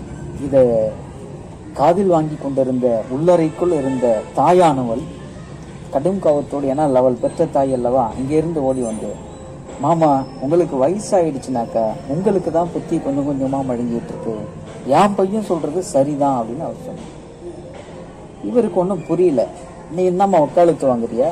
அவனே தவறு செய்கிறான், தவறு செய்வதற்கு துணை போகிற நீ எல்லாம் எப்படி ஒரு சரியான தாயாக இருக்க முடியும் அப்படின்னு சொல்லி மாமனார் கோவப்படுகிறார். இல்ல மாமா, நான் சொல்றதை கேளுங்க, உங்க பேரன் சொல்றது சரிதான், அவன் சொன்னதுதான் சரிங்கிறார். எப்படின்னு சொல்லு அப்படின்னு சொல்லும் போது அந்த மருமகள் சொன்னால், நீங்கள் காலரை முக்கால் வாய்ப்பாடு படிக்கலையா அப்படின்னு சொல்லி கேட்டார். ஏன் படித்திருக்கிறோமே, எங்க காலத்துல அதுதானே படிப்பு என்று சொல்ல, ஒரு வயசுல ஒரு ஆட்டுக்கு 4 கால் அப்படின்னு சொன்னா 4 கால் 1, 8 கால் 2, 12 கால் 3, 16 கால் 4, 4 கால் என்பதைத்தான் என்னுடைய மகன் 16 கால் 4 என்பதை அவன் அவ்வாறு சொன்னான் என்று தன் மகனை வாரி நெஞ்சில் அணைத்தபடி, நீ சொன்னதுதான் ராஜா சரி என்று சொல்லி இந்த பாசப்பணிவோடு அவள் உள்ளே அழைத்து செல்வாள். தாத்தா தலைப்பிழம்பி உட்கார்ந்திருப்பார். ஆகா, பேரன் புத்திசாலியா தான் இருக்கிறான் அப்படின்னு சொல்லிட்டு. அதுபோல இங்கு இந்த தாய் மனசு அப்படிங்கிறது எந்த அளவுக்கு முக்கியமானதோ அதுபோல் ஊடகத்தில் பணியாற்றக்கூடிய ஒவ்வொருவருக்கும் தாம் படைக்கக்கூடிய படைப்பாற்றலின் மீதும் தாம் சொல்லக்கூடிய ஒவ்வொரு செய்திகளின் மீதும் அந்த தாய் மனசு சார்ந்த கருத்தோட்டம் இருக்கும் என்று சொன்னால் ஊடக நிகழ்வு என்பது யாரும் முகம் சுழிக்க மாட்டார்கள். இன்றைக்கு ஊடகத்தில் வரக்கூடிய நிகழ்வுகள் என்பது ஒரு குடும்பமாக உட்கார்ந்து பார்க்க முடிகிறதா என்றால் இல்லை அப்படிங்கிற நிலைப்பாடு இன்று வந்துவிட்டது. தந்தைக்கு தெரியாமல் குழந்தைகள் பார்ப்பதும், குழந்தைகளுக்கு தெரியாமல் தந்தை தாயும் பார்க்கக்கூடிய ஒரு அவல நிலை இன்று ஊடகத்திலே ஏற்பட்டு கொண்டிருக்கிறது. இந்த நிலையை நாம் தவிர்க்க வேண்டும் என்று சொன்னால் இந்த தாய் மனசு ஒவ்வொரு ஊடகத்தினருக்கும், ஒவ்வொரு ஊடகத்தில் இருக்கக்கூடிய ஊழியருக்கும் வேண்டும் என்பது நாளைய நட்சத்திரங்களாக இருக்கக்கூடிய உங்களுக்கு அடியனுடைய அனுபவங்களை பதிவு செய்ய கடமைப்பட்டிருக்கிறேன். இந்த கால நேரம் மிக மிக முதன்மையானது. தமிழகத்திலே ஒரு பெரிய ஊடகத்திற்கு, பெயர் சொல்ல மறுக்கும் ஒரு பெரிய ஊடகத்திற்கு அடியனுக்கும் ஒரு வாய்ப்பு கிடைத்து அந்த நிகழ்விலே பங்கேற்க செல்கிற பொழுது அதிகாலை 5:45 இந்த மணி வேளையில் அவர்கள் ஒரு குறிப்பிட்ட புகைப்படம் அதாவது ஒளிப்பதிவு செய்யக்கூடிய இருக்கக்கூடிய இடத்தை எனக்கு குறிப்பிட்டிருந்தார்கள். அந்த இடத்திலே தாங்கள் இருக்க வேண்டிய நேரம் 5:45 அதிகாலை பொழுது அவங்க சொல்றாங்க. அந்த பொழுதுல அவங்க திட்டமிட்டு இருப்பது என்ன அப்படின்னு சொன்னா, அது ஏன்னா வைகரை விடியல் என்று குறிப்பிடுகிறோம் அல்லவா, அது விடிந்த பொழுதா இரவு பொழுதா என்கிற அந்த தருணம் சார்ந்த அந்த பொழுதை சார்ந்த காட்சிப்பதிவை அவர்கள் அங்க வைக்கிறாங்க. நமக்கு கொடுத்திருக்கக்கூடிய அந்த உரையின் பின்னால் இருக்கக்கூடிய கருத்து அது இயக்குனர் அப்படி கொடுத்திருக்கிறாங்க. நாம் 5:45 என்ற தருணத்தை விட்டு 6:05 போய் நிற்கிற போது அன்றைக்கு உருவாக்கப்பட்டிருந்த அந்த தருணத்திலே எடுக்க காத்திருந்த அந்த நிகழ்வுகள் அத்தனையும் ரத்து செய்யப்பட்டது. இது நமக்கு பெரிய ஒரு பேர் இழப்பையும், நேரத்தோடு நாம் செயல்படாமல் இருந்து ஒரு பெரும் வாய்ப்பை விட்டதையும் நமக்கு இன்றைய வரைக்கும் மன உறுத்தலாக அந்த நிகழ்வுகள் இருந்து கொண்டிருக்கு. காரணம், ஒரு நிகழ்வை படைக்க இருக்கக்கூடிய முதன்மை படைப்பாளியாக வரக்கூடிய ஒரு இயக்குனர் தாம் அமைத்திருக்கக்கூடிய தலைப்பிலிருந்து, அவர் சொல்ல நினைக்கிற கருத்திலிருந்து எந்த செய்தியை ஒரு தொகுப்பாளரிடமிருந்து வாங்க விரும்புகிறாரோ அந்த செய்தியையும் அந்த பொழுதையும் ஒன்றாக கொடுக்க வேண்டும் என்று அவர் திட்டமிட்டு என்றால், அவர்கள் தரக்கூடிய தருணத்தில் அவர்கள் 5:45 என்று சொன்னால் நாம் 5:30 அந்த இடத்தில் இருப்போம் என்று சொன்னால் அதுதான் ஒரு படைப்பாளிக்கு பெருமையான காரியமாக இருக்க முடியும். அந்த படைப்பிலே பங்கேற்கிற நமக்கு ஒரு சிறந்த தளத்திலே நாம் செயல்படுகிறோம், இதுதான் சரியான உழைப்பு என்று நாமும் திட்டமிட்டு காலத்தோடு வெற்றி பெற்றுக் கொண்டே செல்லலாம். இல்லையேல் வந்த வாய்ப்புகள் எவ்வாறு வந்ததென்ற வழித்தடம் இல்லாமலே திரும்பி போய்விடும். அன்பு சொந்தங்களே, இந்த அணுகுமுறைகள் எல்லாம் நாம் ஊடகத்திலே கற்றுக்கொள்ள வேண்டிய பாடமான பதிவுகளாக இருக்கிறது என்பதை உங்களுக்கு சொல்லிக்கொள்ள கடமைப்படுகிறேன். இந்த சொற்கள், இந்த எண்ண ஓட்டங்கள், இந்தந்த தருணத்தில் நாம் பேசக்கூடிய விதங்கள் ஒரு தொகுப்பாளனை உயர்த்தி காட்டும். அதை நாம் கண்டறிந்து எந்த வாசகம் பார்வையாளரை தொடுகிறது, எந்த வார்த்தை பார்வையாளரை சுடுகிறது, ரெண்டுத்தையும் நாம் புரிந்து கொள்ள வேண்டும். தொடும் வார்த்தைகளை நாம் மேலும் மேலும் வளர்த்து கொள்ள வேண்டும். சுடும் வார்த்தைகள் நம்மிடத்தே ஏற்பட்டால் அதை அன்றே தொலைத்து விட வேண்டும். அதோடைய மாண்புறு படைப்பாகவும் பெரிய தளமாகவும் இந்த உயர்வாயுத்துறை வலைவொலியில் பேசக்கூடிய அத்தனை அறிஞர் பெருமக்களும் அதில் அழகாக ஒலிக்கக்கூடிய ஜொலிக்கக்கூடிய மாணவ கண்மணிகளாகிய உங்களுடைய படைப்பாக்கமும் மரியாதைக்குரிய முனைவர் சே. அஜிதா அம்மையார் அவர்களுடைய அந்த படைப்பாக்க உத்திகளும், அவர்கள் பேசக்கூடிய அழகியல் நடை வாய்ந்த தமிழ் ஒலிகளும் உயர்வாயுத்துறை வலையொலியிலே சில படைப்புகளை அடியேனும் பார்க்க நேரிட்டேன். அப்படி பார்க்கிற பொழுது இது அறிவு சார்ந்த ஒரு ஊடகமாக, அறிவு சார்ந்த தளத்தை உருவாக்கக்கூடிய ஒரு கலங்கரை விளக்கமாக, இது ஒரு சிறந்த பாதையாக இருந்து நல்ல நாளைய நட்சத்திர மேதைகளை உருவாக்கி கொண்டு இருக்கிறது என்பதில் எமக்கு ஏதும் ஐயமில்லை. அப்படி ஒரு சக்தி மிகுந்த, ஒரு ஆற்றல் மிகுந்த, நாளை ஆளுமை சக்திகளை உருவாக்கக்கூடிய இந்த வலைவழி தளத்தில் அடியனுக்கும் இப்படி ஒரு வாய்ப்பை அவர்கள் நல்கி இருக்கிறது என்பது ஒரு சால சிறந்த செயலாக அடியேன் கருதுகிறேன். எனவே எப்படி நாம் சகிப்புத்தன்மை வேண்டும், அணுகுமுறை வேண்டும், கால நேரம் மிக மிக நேர ஆளுமைங்கிறது மிக மிக அவசியம். நாம் எடுத்துக்கொள்ளக்கூடிய காட்சியில கடமை உணர்வு நம்மளுக்கு வேணும், கண்ணியம் வேணும், கட்டுப்பாடு வேணும், ஒரு தாய் மனசோடு செயல்படுற அந்த ஆற்றல் வேண்டும், ஆள் பாதி ஆடை பாதியாக இருக்க தெரிய வேண்டும். மொழி புலமை மிக மிக முதன்மையானது. ஒரு தொகுப்பாளன் என்ற தருணத்திலே நாம் இருந்துவிட வேண்டும் என்று சொன்னால் நமக்கு அறிவியல் சார்ந்து, ஆன்மீகம் சார்ந்து, அரசியல் சார்ந்து, வரலாறு சார்ந்து, இந்த புவியியல் சார்ந்து, விண்ணியல் சார்ந்து பல்வேறு கருத்துக்களை நாம் உள்வாங்கி யாரோடு உரையாற்ற இருக்கிறோமோ அந்த தருணத்திற்கு ஏற்ப சூழல்களை உருவாக்கி கொண்டு அதற்கேற்ப வினாக்களை முன்னதாகவே தயாரிக்கக்கூடிய ஆற்றல் இருந்தாலும் எதிர்பாராத விதமாக திடீரென்று ஒரு அழைப்பு கொடுத்து இன்னாரே இன்று நீங்கள் பேட்டி காண வேண்டும் என்று சொல்லிவிட்டால் அந்த சரியான நேரத்திற்கு ஓடோடி அவர்களிடம் அந்த அணுகுமுறையோடு அணுகி அங்கேயும் வினாவை தொடுக்கக்கூடிய ஆற்றலை நாம் உருவாக்கி கொள்ள வேண்டும். நாம் என்ன நினைத்தோமோ, எந்த இடத்தில் எப்படி இயங்க வேண்டும் என்று கற்பனை கண்டோமோ, கனவு கண்டோமோ, அந்த கற்பனை கனவுகள் எல்லாமே வெற்றி பெறுகிறது. அந்த வெற்றி வாகியை நம்மால் சூட முடியும். அப்ப ஊடகத்தை பொறுத்த வரைக்கும் இந்த மாபெரும் வெற்றிகளை எல்லாம் நாம் தொடர வேண்டும் என்றால் மிக முக்கியமாக நாம் கவனிக்க வேண்டியது என்ன அப்படின்னு சொன்னா, இந்த சமூகத்தை நாம் உற்று நோக்கி கொண்டே இருக்க வேண்டும். இந்த ஜனநாயகத்தினுடைய 4வது தூணாக இருக்கக்கூடிய ஒரு துறைதான் இந்த ஊடகத்துறை. அந்த ஊடகத்துறையில இருக்கக்கூடிய நாம் நம்மையும் பார்த்து நம்மை சுற்றி இருக்கக்கூடிய மற்ற தூண்களையும் நாம் கவனித்துதான் ஆக வேண்டும். அப்ப நாளும் செய்திகளை பார்ப்பதிலும் செய்தித்தாள்களை வாசிப்பதிலும் நமக்கு எந்த அளவுக்கு கவனம் இருக்கிறதோ, எந்த அளவுக்கு அதில் ஆர்வம் இருக்கிறதோ அதை பொறுத்து இந்த உலக நடப்பு வாழ்க்கையில் சலிப்பு என்பதும் அன்றாட வரக்கூடிய துயரங்கள் என்பதும் துன்பங்கள் என்பதும் அனைவருக்குமான பொது சொத்து தான். என்ற பிரச்சனைகள் இல்லாத மனிதர்கள் கிடையாது, துன்பங்கள் இல்லாத மனிதர்கள் கிடையாது. ஏனெனில் அது அனைவருக்குமான பொது சொத்து. மகான் புத்தனை ஒரு முறை சந்திப்பதற்கு ஒரு சீடன் ஒருவன் செல்கிறான். அங்கே சந்திக்கிற பொழுது, எனக்கு இந்த வாழ்க்கையின் மீது பிடித்தமில்லை, நான் இறந்துவிட முற்படுகிறேன், நான் இறந்து போக வழியை கூறுங்கள் என்று புத்த பெருமானிடத்திலே அந்த சீடன் நிற்கிறான். அவன் அவ்வாறு கூறியதும் புத்தருக்கு ஒரு அதிர்வு ஏற்பட்டது. ஏன் இந்த வாழ்க்கையின் மீது உனக்கு இவ்வளவு சலிப்பு ஏற்பட்டது? இங்கு எதுவும் நிஜமல்ல, எல்லாமே போராட்டம், எங்கு பார்த்தாலும் பொறாமை, பேராசை, அவலங்கள், துயரங்கள் நிரம்பி அந்த உலகில் எனக்கு வாழ பிடிக்கவில்லை, நான் இறந்தே தீருவேன் அப்படின்னு அவர் சொல்றார். இப்ப புத்த பெருமான், சரி தாங்கள் விரும்பியபடியே செய்து விடுவோம், வாருங்கள் என்னோடு அப்படின்னு சொல்லி அவரை அழைத்து சென்றார். சிறிது தொலைவிலே சென்ற பிறகு அங்கு பார்க்க பொழுது ஒரு சின்ன ஒரு குளம் ஒன்று இருக்கிறது. அதற்கு முன்னதாக அந்த எங்கிருந்தோ வந்த அந்த சீடனை நிறுத்தினார். ஒரு குவளையை கொண்டு வாருங்கள் என்று சொன்னார். குவளை, டம்ளர், அதில் ஒரு அரை குவளை அளவு தண்ணீரை நிரப்பினார். அதில் ஒரு கைப்பிடி அளவு உப்பை கொட்டினார். இந்த தண்ணீரை பருகுங்கள் என்று கொடுத்தார்.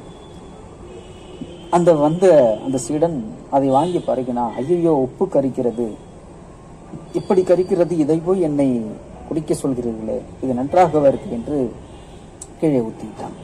அப்படியா, சரி வாரும் அப்படின்னு சொல்லி அங்கே அருகில் இருந்த அந்த பெரிய குளம் ஒன்று இருந்தது. அந்த குளக்கரையிலே அந்த இளைஞனை, அந்த சீடனை இறங்க சொல்லி, இப்போ 2 கையும் சேர்த்து 2 கையில் உள்ள உப்பை கொடுத்து, இப்பொழுது இந்த உப்பை அந்த குளத்திலே கொட்டு என்று சொன்னதும் அந்த சீடன் அந்த குளத்திலே கொட்டி நின்றான். இப்பொழுது 2 கையாலும் வாரி அந்த நீரை பருகுங்கள் என்று சொன்னார் புத்த பெருமான். இப்பொழுது 2 கைகளாலும் நீரை வாரி அவன் அவ்வாறு குடித்தான். அப்படி குடிக்கிற பொழுது உப்பு கரிக்கவில்லை. முன்பு குவளைக்குள் அரைக்குவளை நீரை நிரப்பி நிரப்பப்பட்ட நீரில் ஒரு கைப்பிடி அளவு உப்பை கொட்டி குடித்த பொழுது அந்த குடிநீரானது உப்பு கரித்தது, அவனால் குடிக்க முடியாமல் துப்பிவிட்டான். ஆனால் இப்பொழுது 2 கையளவு உப்பை அந்த குளக்கரையிலே கொட்டினான். 2 கைகளாலும் நீரை வாரி குடித்தான். இப்பொழுது உப்பு கரிக்கவில்லை. இது ஏன் இந்த மாற்றம் என்று கேட்கிற பொழுது புத்த பெருமான் சொன்னார், ஆம், இந்த வாழ்க்கையிலே நாம் வாழ வேண்டும், இந்த வாழ்க்கையிலே நாம் போராட வேண்டும் என்று சொன்னால், இந்த வாழ்க்கையிலே போராடி வெற்றி பெற வேண்டும் என்று சொன்னால் நமக்கு மிக பொறுமையும் ஆளும் திறமையும் இந்த சகிப்புத்தன்மையும் நமக்கு மிக மிக தேவை. இந்த போராட்ட குணம் என்பது தேவை. அது உன்னுடைய உள்ளத்தில் தான் இருக்கிறது, உன்னுடைய மனதில் தான் அந்த உறுதி இருக்கிறது என்று புத்த பெருமான் சொன்னார். எப்படி என்று கேட்கிற பொழுது புத்தர் சொன்னார், உன் மனம் குவளை அளவு இருக்கிறது, குறுகி போய் குவளை அளவு இருக்கிறது. அப்படி குறுகி இருப்பதனால் அது ஒரு கைப்பிடி உப்பு போட்டாலும் உனக்கு கரிக்கிறது, அதனால் அதை நீ காரி உமிழ்கிறாய். ஆனால் உன் மனதை குளத்தை போல் அகலப்படுத்தி விட்டாய் என்றால் இப்பொழுது 2 கை உப்பு அல்லது 2 மூட்டை உப்பை கொட்டினாலும் அது உப்பு கரிக்க அப்படி ஒரு சூழலையே ஏற்படுத்தாது. அப்படி என்றால் இந்த வாழ்க்கையில் நீ வெற்றி பெற வேண்டும் என்றால் உன் மனதை துன்பம் வருகிற பொழுதெல்லாம் குவளை அளவு வைத்திருந்தால் அது உன்னை காரி உமிழதான் செய்யும். துன்பம் வருகிற பொழுதெல்லாம் உன் மனதை விசாலமாக்கு, அகன்ற குளத்தின் அளவாக்கு. அப்பொழுது எவ்வளவு துன்பமாகிய உப்புகள் கொட்டப்பட்டாலும் உனக்குள் அந்த துயரங்கள் ஒருபோதும் வந்து சேராது, அந்த துன்பங்கள் ஒருபோதும் உன்னை தாக்காது. உன்னால் போராட முடியும், உன்னால் இந்த உலகத்தில் வாழ்ந்து காட்ட முடியும் என்ற மாபெரும் நம்பிக்கையை அந்த புத்த பெருமான் கொடுத்தார். அத்தகைய ஞானியினுடைய கருத்தை ஏற்று அடியேனும் நாளைய அன்புக்குரிய நட்சத்திரங்களாகிய உங்களுக்கு சொல்வதும் அதுதான். இந்த போராட்ட குணம், இந்த போராட்டத்தை வெல்லக்கூடிய நம்பிக்கையான தருணம், இவையெல்லாம் நம் மனதுக்குள் தான் இருக்கிறது. பாரதி சொல்வது போல மனதில் உறுதி வேண்டும், மனதில் உறுதி வேண்டும். இந்த உறுதி இருக்கும் வரை நீங்கள் என்னவாக உருவெடுக்க விரும்பினீர்களோ அந்த உருவமாக திரையின் முன் நிச்சயம் நீங்கள் வெல்வீர்கள், வெல்வீர்கள், வெல்வீர்கள். இப்படி ஒரு அரிய வாய்ப்பை அடியனுக்கு வழங்கியிருக்கக்கூடிய உயராய்வுத்துறை வலையொலி மற்றும் வேல் அறக்கட்டளை குழுமத்திற்கு நன்றி. இந்த நிகழ்வை உங்களுடைய இனிமையான அரிய பொழுதினை எளியனுக்காக பயன்படுத்தியமைக்கு அனைத்து பேராசிரியர் பெருமக்களுக்கும்,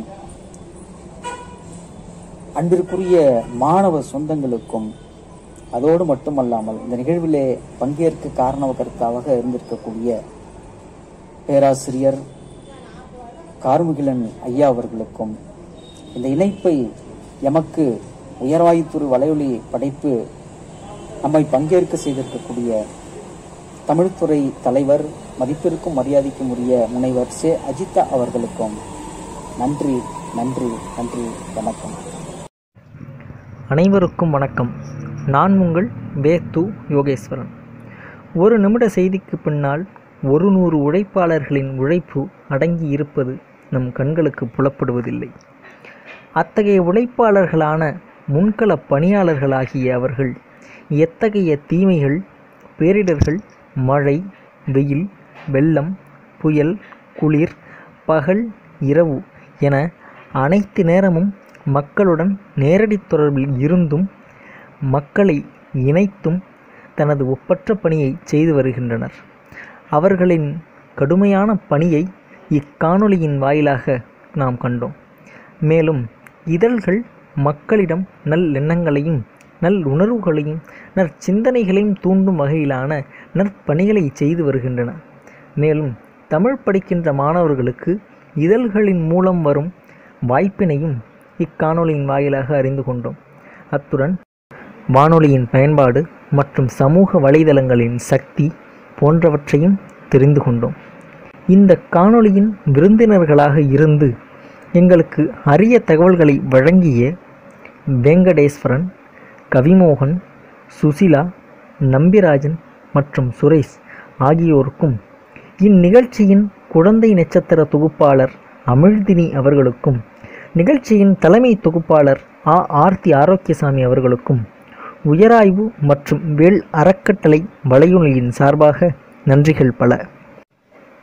இந்நிகழ்ச்சியை அற்புதமாக ஒருங்கிணைத்தும் இயக்கியும் தந்த திருவிக அரசு கலைக்கல்லூரி தமிழ்துறை தலைவர் மற்றும் உயராய்வு மற்றும் வேல் அறக்கட்டளை அலைவரிசையின் இயக்குனர் சே. அஜிதா அம்மையார் அவர்களுக்கும் இந்த காணொளியை பார்த்த பகிர்ந்த அனைவருக்கும் கேட்டு ரசித்த அத்துணை நல்லுள்ளங்களுக்கும் இந்த மனமார்ந்த நன்றிகள் பல. உங்களிடமிருந்து விடைபெறுபவர் உங்கள் வேத்து யோகேஸ்வரன். நன்றி, வணக்கம்.